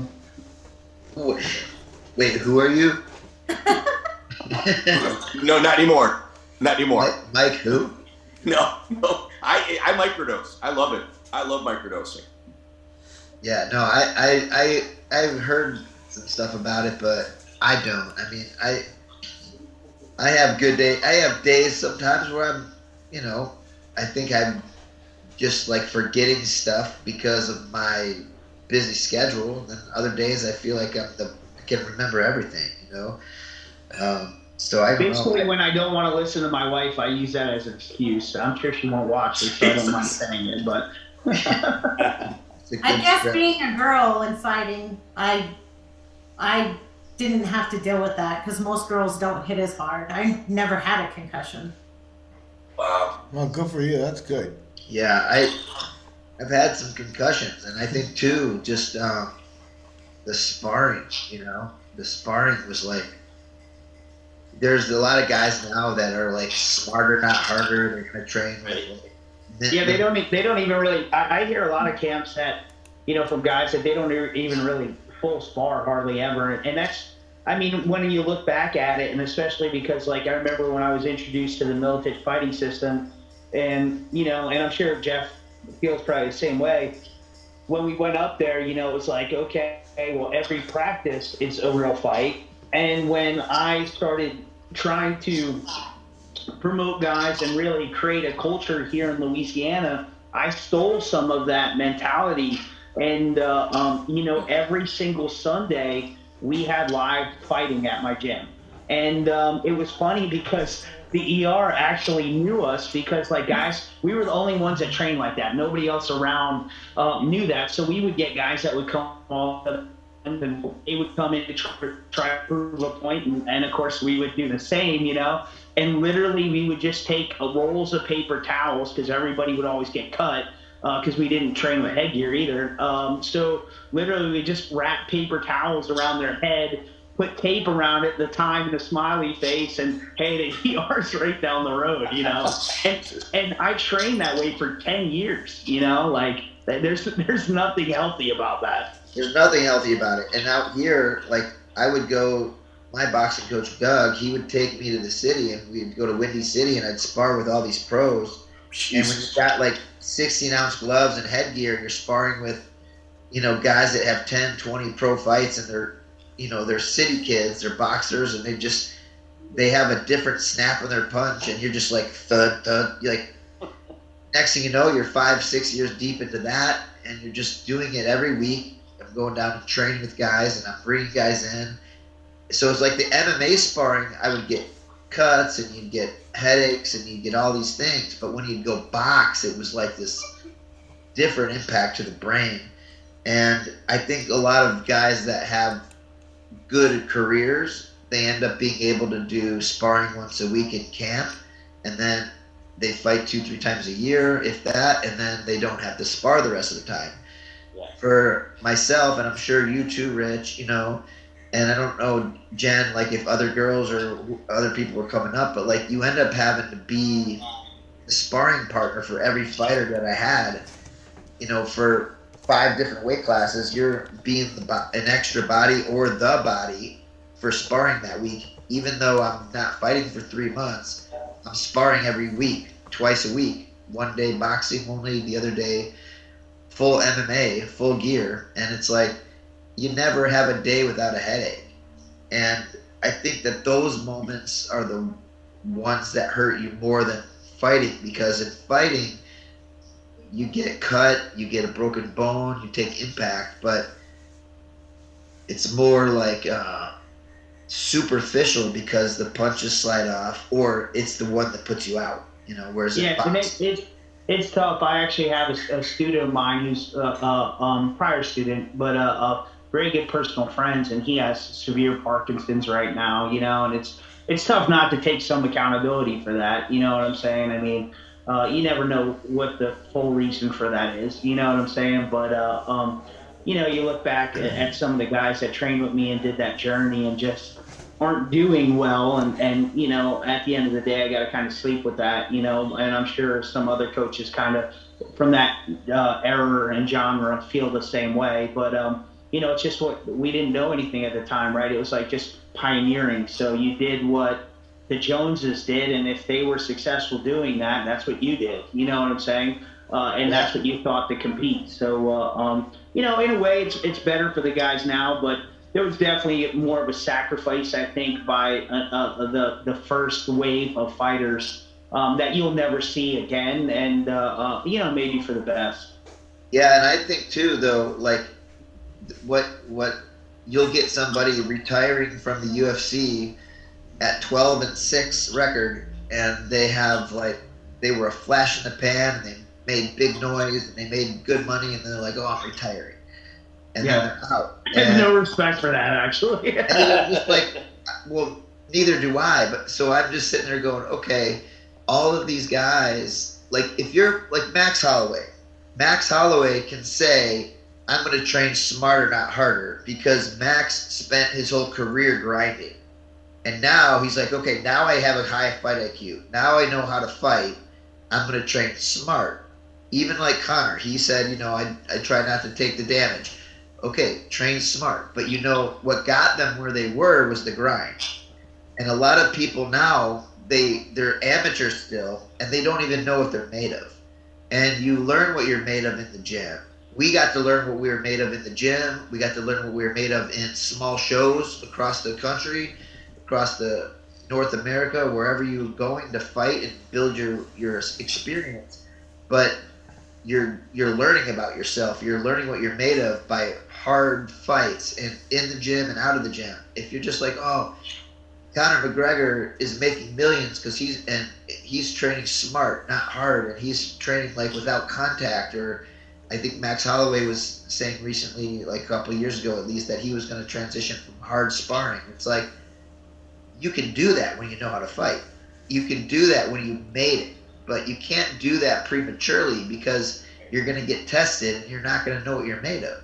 Well, and you don't know what it's like to take a punch. Yeah, you're gonna get not out there. That in the gym. So Jeff, I do work for the Fight Pass, a couple of the different organizations. There's several people that fight for them that are 5-0, 6-0, 7-0, where you combine all of their opponents' records, and it's like 3-24. Oh. Like they've never been punched in the face before, and they're on the UFC radar. Isn't that crazy? And I can't get a fight against any of them on any of those shows. Right. For 5 years. Right. Yeah. Right. Yeah, I know. Like most of my UFC. It's better for them. You may not respect them, but It's better for them. It's better for them. I mean, I didn't take the damage you guys did with sparring, but my neck and back are so jacked up just from training with guys who were yanking on my head all the time, throwing me around, because they were just so big. They didn't know any better. Sparring, they didn't do it as much, but wrestling, they were just yanking on my head. But yeah. I mean, somebody has to be the guinea pig that makes it better for everyone else. So Jeff, you've actually had your own sparring, had some amazing people in your gym, Pelazewski, Sunshine, Joey Deal. You traveled to Miletich, sparred there, and then you also traveled to Canada to spar with the Team Tompkins guys. Yeah. Were they all kind of similar, or was there a difference between the three camps? Well, I was going to boxing gyms before I went to Pat's. But I wasn't going a lot. I would go, a few times a year for a couple of years, and I was like, okay, this is what it's like. Because I was trained to box also. I ended up having 13 amateurs and 5 pro boxing. But when I got to Pat's, I was just like, holy shit, these guys are animals. And then I just quickly, like Rich said earlier, I went home and said, okay, guys, if we're gonna be relevant, we gotta train like this. So I'm gonna shift pro practices or MMA practice to be like this. And we have to use classes to get better, and we're gonna use training sessions to push ourselves. So, Pat was instrumental in that because he was running a hard camp. I mean, it was just how it was. But at the same time, when I went to Canada, my first trip to Canada, I was brought in to help get Mark Hominick ready for a rematch against Shane Rice in TKO to win his belt back. And Shane Rice was a brown belt, Pan Am champion, jiu-jitsu, and had submitted Mark and took his belt. So Sean asked me if I would come in and help. And at that point, we'd all kind of met each other and trained a little bit. So I brought Bart, and Bart sparred with them. And Sean ran hell. I was there to coach, and I wasn't there to train. So I was just not mixing it up. I was just going to let Bart spar because he had a fight coming up. I didn't. And Bart Pelazewski for everybody else. Bart Pelazewski, yeah. So I let him do spar, and him and Chris Rordesky and Mark Hominick and Sam Stout. I mean, they grinded it out, and it was kickboxing based, but it was the same grind as Miletich without the grappling. But then I said, hey, we're getting ready for MMA fights. We got to include takedowns in a couple of these practices. So then we did that, and that's where we were able to start talking with Sam and Mark about needing jiu-jitsu and takedown defense. And of course they were working on stuff as it was, and they were tough as nails, so they were willing to do whatever. But they were Team Tompkins guys. They were no joke, man. They were putting in work. They were doing what Team Miletich was. The difference was you had good wrestlers and good grapplers that were sparring like that at Pat's.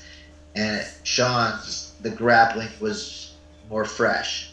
They just were used to the sparring rounds. Well, if you look at Tompkins as well, he made an international name for himself with everybody that lived within driving distance of his gym. Yeah. That's incredible. That's incredible. He did. That's how he made his name. I mean, I did the same thing. I'm in a town for sure. 20,000 people. But Sean, and I did it because I was a fighter too. You know, Sean wasn't fighting, so he solely did it as a coach. You know, whereas like, you know, Pat's team, his team existed because Pat Miletich existed. You know, and he was a good fighter himself, and he was able to get fights, and you know, obviously Monty's instrumental in all of that. But like, when you're a fighter and a coach, you got like a double whammy there. You get good connections or good exposure. But when you're just a coach like Sean, who I think Sean tried MMA, you know, was like 0-2. You know, so he didn't have like much of a record. But at the time when he got in, he was still a kickboxer trying to prove he could win in a fight with no rules. So I think like had Sean, you know, waited a few years, grappled a little bit, he probably would have done pretty well. But you know, he chose to be a coach, and that was his sacrifice. You know. Jen, let me jump in and ask you, Jen, since we're talking about coaches. You mentioned Griffen Reyna. We talked about a little bit about. Now, wasn't Griffen with Walt Bayless? What can you tell us about Walt as a kind of legendary figure from the 90s out in Utah? I actually only trained with Walt for 6 months before he moved, and then Griff was running the gym. But I mean, he was a hilarious gentleman. And I watched like 5 different guys try to submit him at the same time and him just throw them around. And these aren't guys that don't know what they're doing. Walt's super skilled. Walt is one of those guys that is good at whatever he does.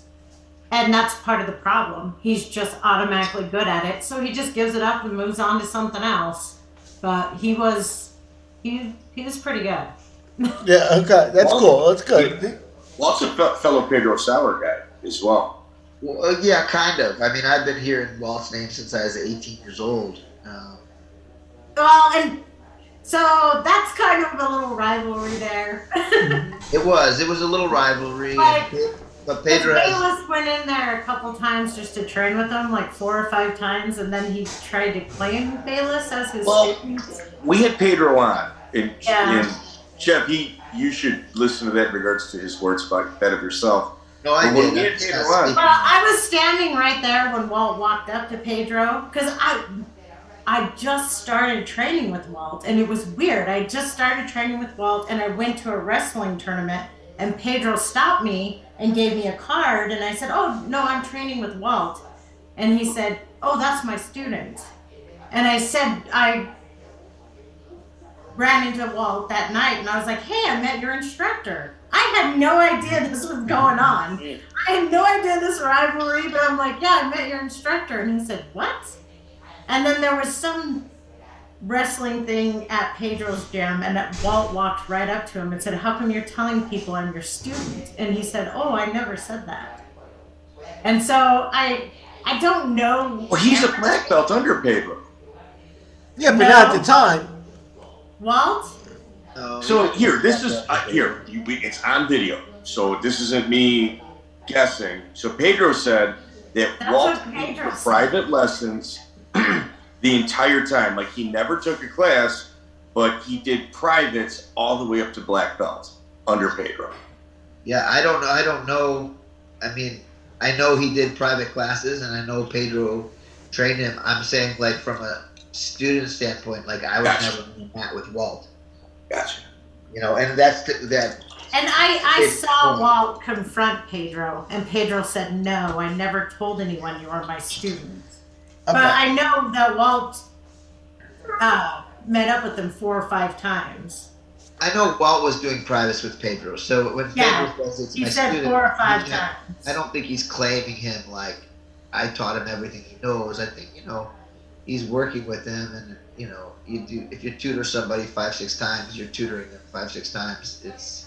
So who knows? But that's just how. And I don't know either. I don't know what happened. I don't have like I don't know, and nor do I care. I don't have a fight in it. No. I just saw what I saw. Okay. Yeah, I've been hearing Walt Bayless's name since I was 18 years old, and a lot of, you know, Walt's guys would come and train, And I would know that they were there, and Pedro would make it very clear, hey, the Walt Bayless's guys are visiting, let's have some fun. And that was just basically like, let it go, like let it rip. And like, so yeah, it was nothing to me. It was nothing but good because we just all. It was a good rivalry. It was. Yeah, I mean. Yeah. And Jen, I got another question, quick one for you from the fans. We got a bunch of people that are following along there, including Crowbar and some of our usual suspects. Crowbar wants to know if the IFC ever gave you a belt for that title win that you have there. If I took home a belt? Yeah, I think you beat Judy Neff in the IFC for their world.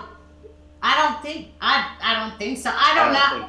I don't think they gave me a belt, but honestly, okay. A belt. Okay. It doesn't. I mean, I had his title, but I mean, who cares if you have a belt? All the guys do. I won, and honestly, I thought that was going to be the hardest fight in my career, but it really wasn't. I was kind of surprised. I just got that reversal when she came in, and I don't think she was used to being on bottom, and she freaked out when she was on bottom. She was used to being on top. Yeah, I walked in. She fought a hook and shoot. I walked in to the workout room that we had reserved, and she had her husband on her back, and she was doing squats. He's 300 pounds. When I looked across the ring and I saw her, I was like, "Oh my!" And I told Monty because I didn't realize it was a title fight till I got there. But I told Monty, I'm like, I don't know about this one. He goes, "You think you're gonna lose?" I go, "No, but I think I'm gonna take a beating in the process." And that's the only time, one of the only times I left a fight without a black eye. Yeah. No, you were definitely better skilled than her, but yeah. So no belt, Crowbar. There's no belt from the IFC. Why don't you track them down did for you us? ever deal with Jason Knight or Alan Belcher and that crew? Yeah, I used to manage Alan. I was the one that brought him into the UFC. Brought him to the first show in Ireland and introduced him to Dana and at that UFC. And he actually, when he came down from Arkansas, he kind of stayed with me a little bit. Him and another guy, Danny, I can't remember his name really, but yeah. So yeah, they worked under me for a little bit, and then he just we separated ways. What about Joe Ancona? Did you ever do business with Joe? The Butcher Boy, old school kickboxer, like 80s style kickboxer. I wouldn't say really did business. I hosted a show or two at his event, place of business. But I wouldn't say necessarily like business. But no, good guy, man. Just old school, hard-nosed guy. Monty, what about yourself? With all these guys, we asked them their favorite moments. What's yours? What was your defining moment as a promoter and manager? Oh, jeez. The one moment. Don't get it wrong. Yeah, no shit. I got to summarize 30 years of this. I thought when I was in Japan and as part of M1 Global, we put on Yaranoka. And we had, whatever it was, 40, 50,000 people. And I had to get in the ring and say something to greet the people. And that was the first time that I was flying over there, and I was telling the guys from New York, I said, I'm pretty popular in Japan. Because at that time I had Rings USA, so I had a TV show there, and I'd been bringing guys over for quite some time. And they said, "Oh, great!" And I said, "I don't think they realized. No, it's actually a pretty big deal." And when we came through customs, there were 3 TV stations there shooting me arriving in Japan, and then they followed us. You know how they jump in their little cars and chase you. And when I got to the hotel, Inoki came out to greet us and shook my hand and all that. He liked to get in pictures.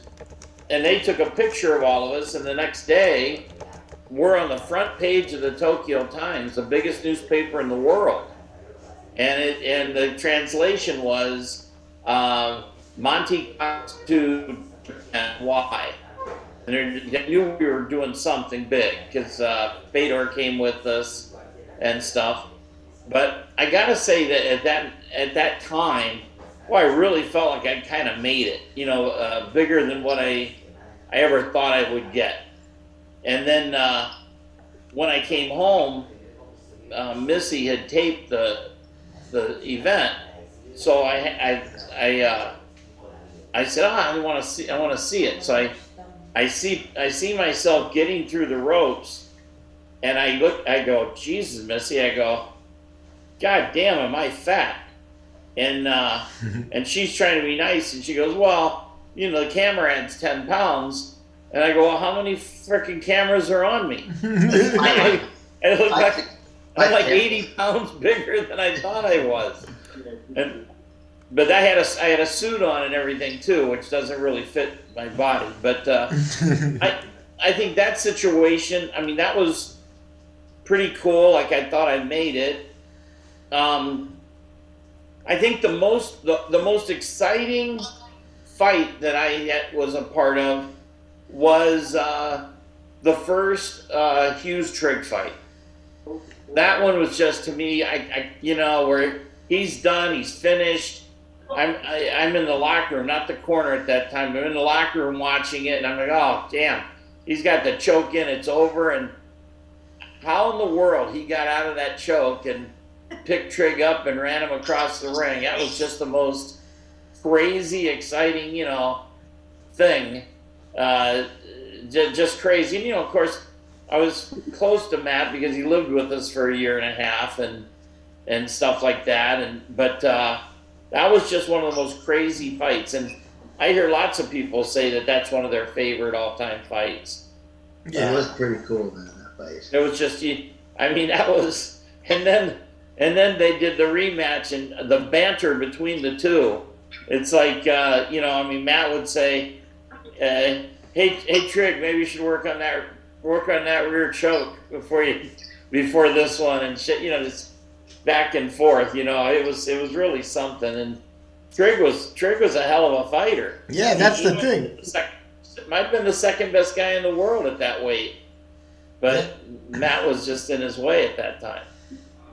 So, Monty, you're the best storyteller I know. Why don't you tell a story about each of us? Oh, Jiminy.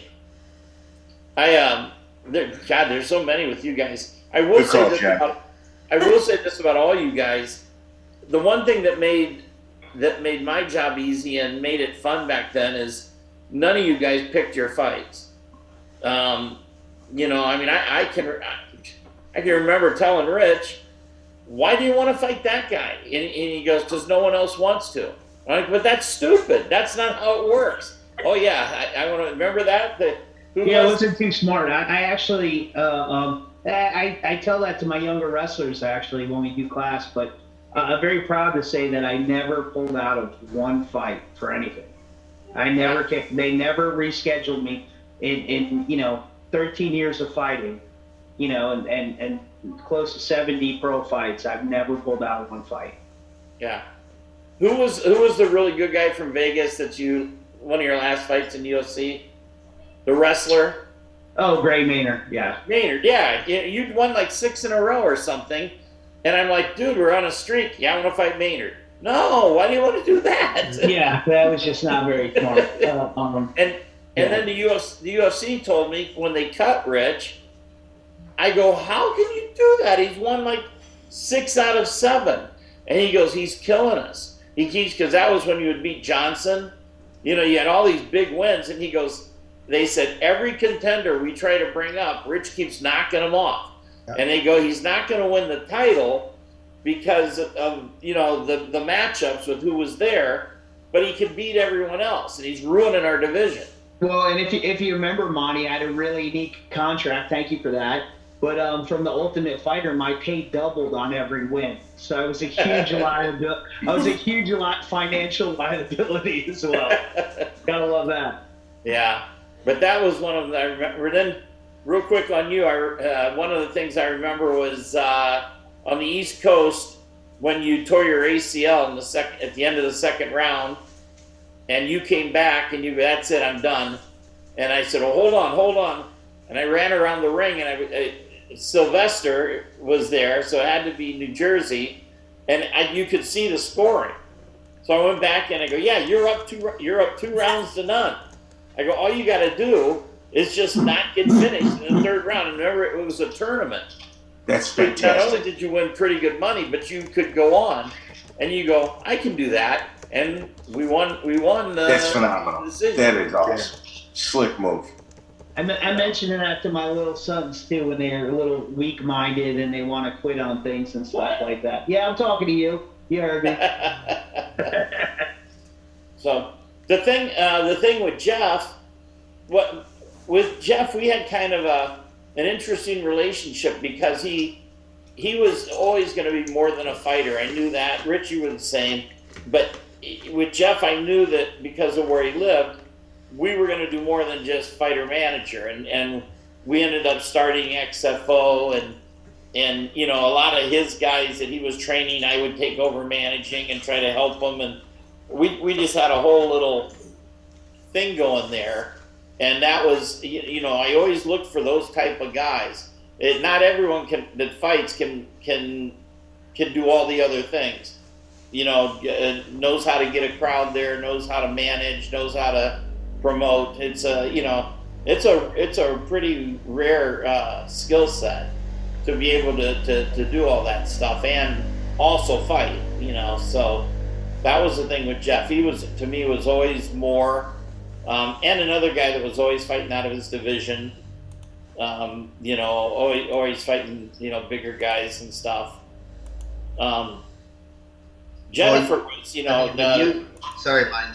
You taught me that though. Like we were actually on our flight back from Japan from our tag team match when I said, "Hey, Monty, I think you had one upgrade that can go with you up in the first class or something." So I went with you. I don't know. And the way there or the way back, one or the other. And I said, "Hey, I got a team of guys. We got to build up." So like everything that, I had the desire and the willingness to do it, but you mentored me through that, and I'm sure you helped Rich in lots of ways, and we couldn't just guess. If we had to figure it out, we would have taken us twice as long, and we would have lost double as much, So it was just a really good synergy, and when it came to fighting, same as Rich, I always wanted the better guy, and I think that's appealing to you, to not have somebody sit there and go, I don't want to fight that guy. I'm not ready for him. I better wait. I was more like, feed me whoever you can get. Yeah. And that was, and for us, I'll tell you, I've had both. I've had guys that have said, I just want to be 32-0 and fight turds. And I'm like, well, I'm not interested in managing you.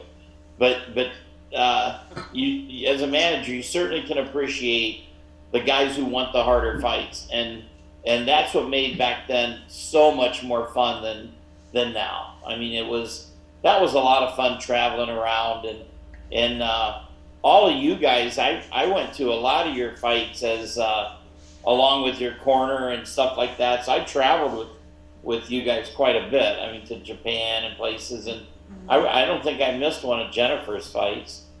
I think I went to every one. No, you missed that one that Justin made fun of me. Oh, that's right. That's right. Yeah.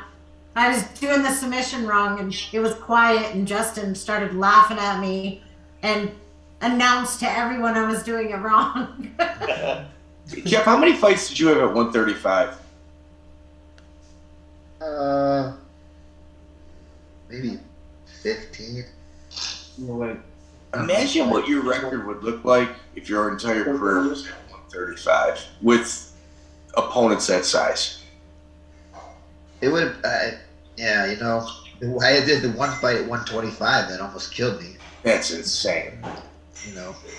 Nowadays, can't even imagine that. But yeah, I don't know. Usually when you get older, you go up in weight, but like the opportunities were presenting itself. And I remember after I fought Mike Brown, I was like, dude, I'm so fucking small compared to him. Like, I don't feel strong. I feel strong in the gym. I feel strong when I fight, and then I fight Mike Brown. I felt like weak.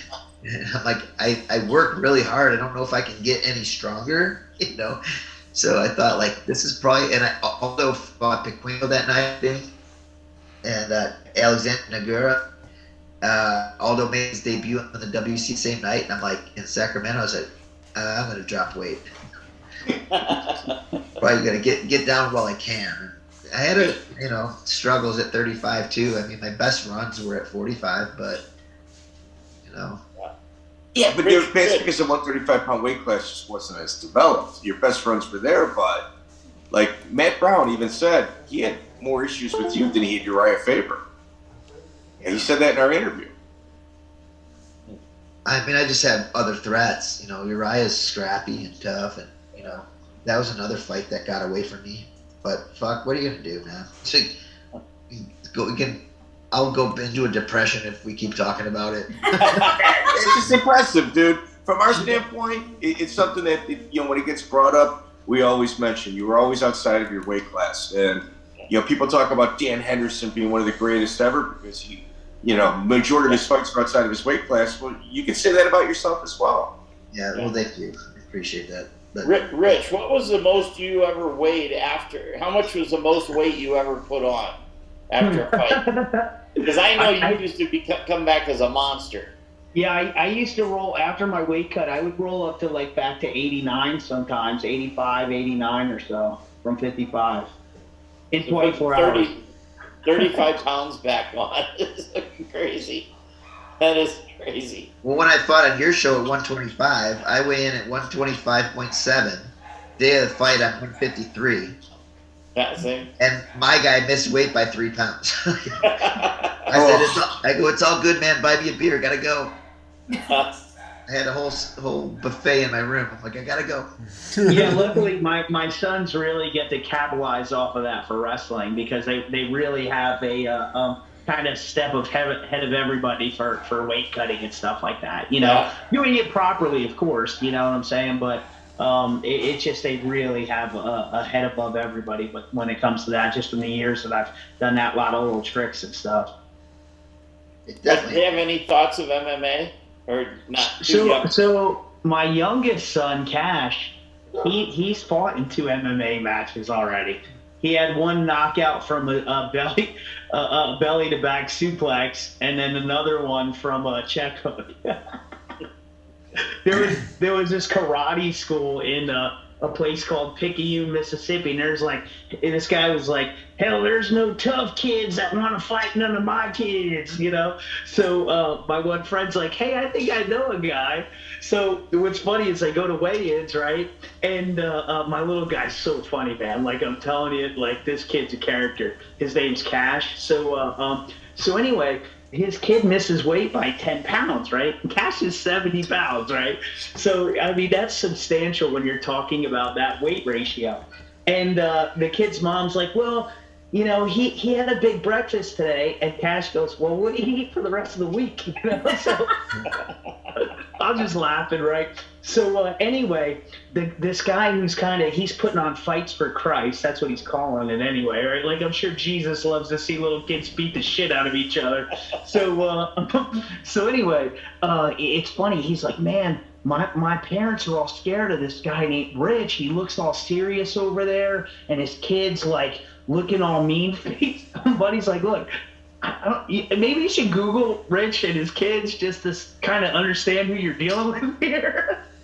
But they just had no idea. But it was a fun experience. And some people ask me like, Rich, I can't believe you let your kid fight. Like, why would you do that? And I'm like, well, honestly, it's not something I would let him do regularly. But the fact that I wanted to see, right, why not? Boys are going to fight. That's what they're going to do at a young age. So why not have his first fight in a controlled environment where I can actually watch that, see how he handles himself, and give him a piece of confidence where if it ever does happen in the real world, he's one step ahead of experiencing that on his own by himself. You know what I'm saying? So that was kind of my idea behind it. Really wasn't necessarily, hey, look, this is the start of his MMA career path, but he did amazing, to be honest. I mean, he mixed his wrestling up with his boxing, just crazy. And if he wants to do it, my younger son will definitely be more talented than my older son with it. Hey, I got a question for Jen. Jen, you said that you had left MMA because of the family, the money, and the whole thing. And you had daughters, right? Did you have daughters? I have boys. Oh, boys. Are the boys interested in fighting? Are the boys interested in fighting? No. Ah, okay. They did for a little while, but when your mom does it, it's not cool. When your dad does it, it's cool. But when your mom does it, it's not cool. Yeah, I got you. I understand. I have a 14-year-old. Well, my one son turns 14 on Friday. My other turns 16 in March. And they both do jiu-jitsu. My youngest one plays soccer like year-round. And my oldest, he wrestles. And he wrestles really not to go anywhere with wrestling, but to help his jiu-jitsu. And he wants to just be on the mat with kids his size and stuff. And I always ask them, like, do you think you'd ever want to fight? And they're like, no, because, like, we put it in their brains early on, like, don't fight. Your dad had to do it. You don't want to do it. But then, like, they'll test it off, and every once in a while, I'm like, Dad, so, like, Mom says we can't fight, but if I'm going to fight, would you train me? I'm like, no. Like, yeah, you would. I'm like, you're right, because I'm not going to let anyone else get control of it, but you're not fighting. And they're like, but maybe I will. You're not fighting. There's nowhere to. If you ever want to do a bucket list fight, you're gonna have to be well into your 20s, so your mom can't shut your life off, and then maybe we'll do it. But yeah. Yeah, there's gonna be. I'm interested, right? Like if you watch Chris Brennan's son, he's being extremely successful right now. Yeah. There's going to be a wave of second generation fighters. I think that's gonna come, and it's gonna be really interesting to see. What guys do, and are they the improved model of their dad and stuff like that. So I've seen something that's just awesome, right? It's like a father says to his son, like, you're the only man that I want to actually be better than me, and I truly father that way. Everything I do is to have them level up and surpass me, and I tried to cast a big shadow for them. I still do. So they know they gotta even stand taller than me to try to hit that sunlight. So it'll be interesting where that goes. But my oldest son, he's very interesting in pursuing a career in wrestling in college. He was the first kid in Louisiana to get an NIL deal over the Manning boy, who's a quarterback down here and stuff. So. And will probably be the first four-timer ever in Louisiana ever to go undefeated his whole high school career. So he did that his freshman year. This year looks no different. He has an 87% pin ratio. So we got a few more big matches to go, but I feel like if he gets out of this year, he'll set some state records that have never been done. So it'll be exciting. So Chris Brennan's got a son that's in college right now. I think he made All-American. I think he qualified. And he's got an LFA deal before he's even got a first fight. And Brennan even said, as good as Lucas is in Bellator, he's like Lucas is like a scientist. He's like the kid that likes to break shit is actually the one that's in college. That's Tyler. So yeah, Brennan's the younger son's always better. It's just how it rolls. Yeah, there's as you guys are pointing out, I know I think we're taking up a lot of time. We may be wrapping up here, but another couple of second-gen guys that people want to look at. Joe Jordan has an amazing kid in college wrestling. Yeah. It's his son is unbelievable what he's doing. I mean, just probably the top, if not top 5 prospect in the country, actually, right now. And as a humor point, Joe was once signed to Monte, so if he signed the same Monte contract everyone else is used to, Monte may actually own that first child. Yeah, I luckily me and Monty were just on a handshake, so none of that exists. I might own him, but I didn't conceive him. That we know. You know, I get it's a funny story. I gave Barrick a contract when he was 10. That's Jordan's son. Yeah, I believe that. I did. I really did. We did it. We made a whole. Joe kind of wanted me to do it, and so I made the whole thing up and took it to him. And at that time, I had no idea he was going to be what he's become. I mean, he's. Man, you better go through your files. You might have that still. Yeah, I don't think I can do one for 10 years though. But maybe in Iowa. Just add a 0. But it's the interesting thing with Joe is how he's. I mean, they just keep moving from state to state. Every bigger opportunity, you know, and now they're in Oklahoma, and I know he's, you know, hey, you can't argue with how it's working, but it's certainly different growing up with your normal team and being a 4-time state champ or whatever. He'll be a 4-time state champ, but in 4 different states. Yeah. At the same time. Yeah. So. Well, can I say goodnight to everybody? Jeff. Yeah, you mentioned it. Yes, sir. Absolutely, brother. It's getting late. Yes, so we're going to wrap up with everybody. Jeff, a pleasure to talk to you again after all these years. Thank you very much for joining us. We're going to try to get you on for alone for a deep dive. Rich has already done his deep dive, and a pleasure always to catch up with him. And Jen, what can I say? Thank you very much. Just a pioneer, and we definitely want to catch up with you again as well. So, Monty, thank you very much. Our first reunion here at the Lights Out Podcast is in the books, guys. Thank you. Thank you, guys. Great to see all you guys. Baby. Nice to see you, Jeff and Rich, and of course, Monty and Miguel. Of course. Check out the full interview on iTunes, Spotify, and all major podcast platforms.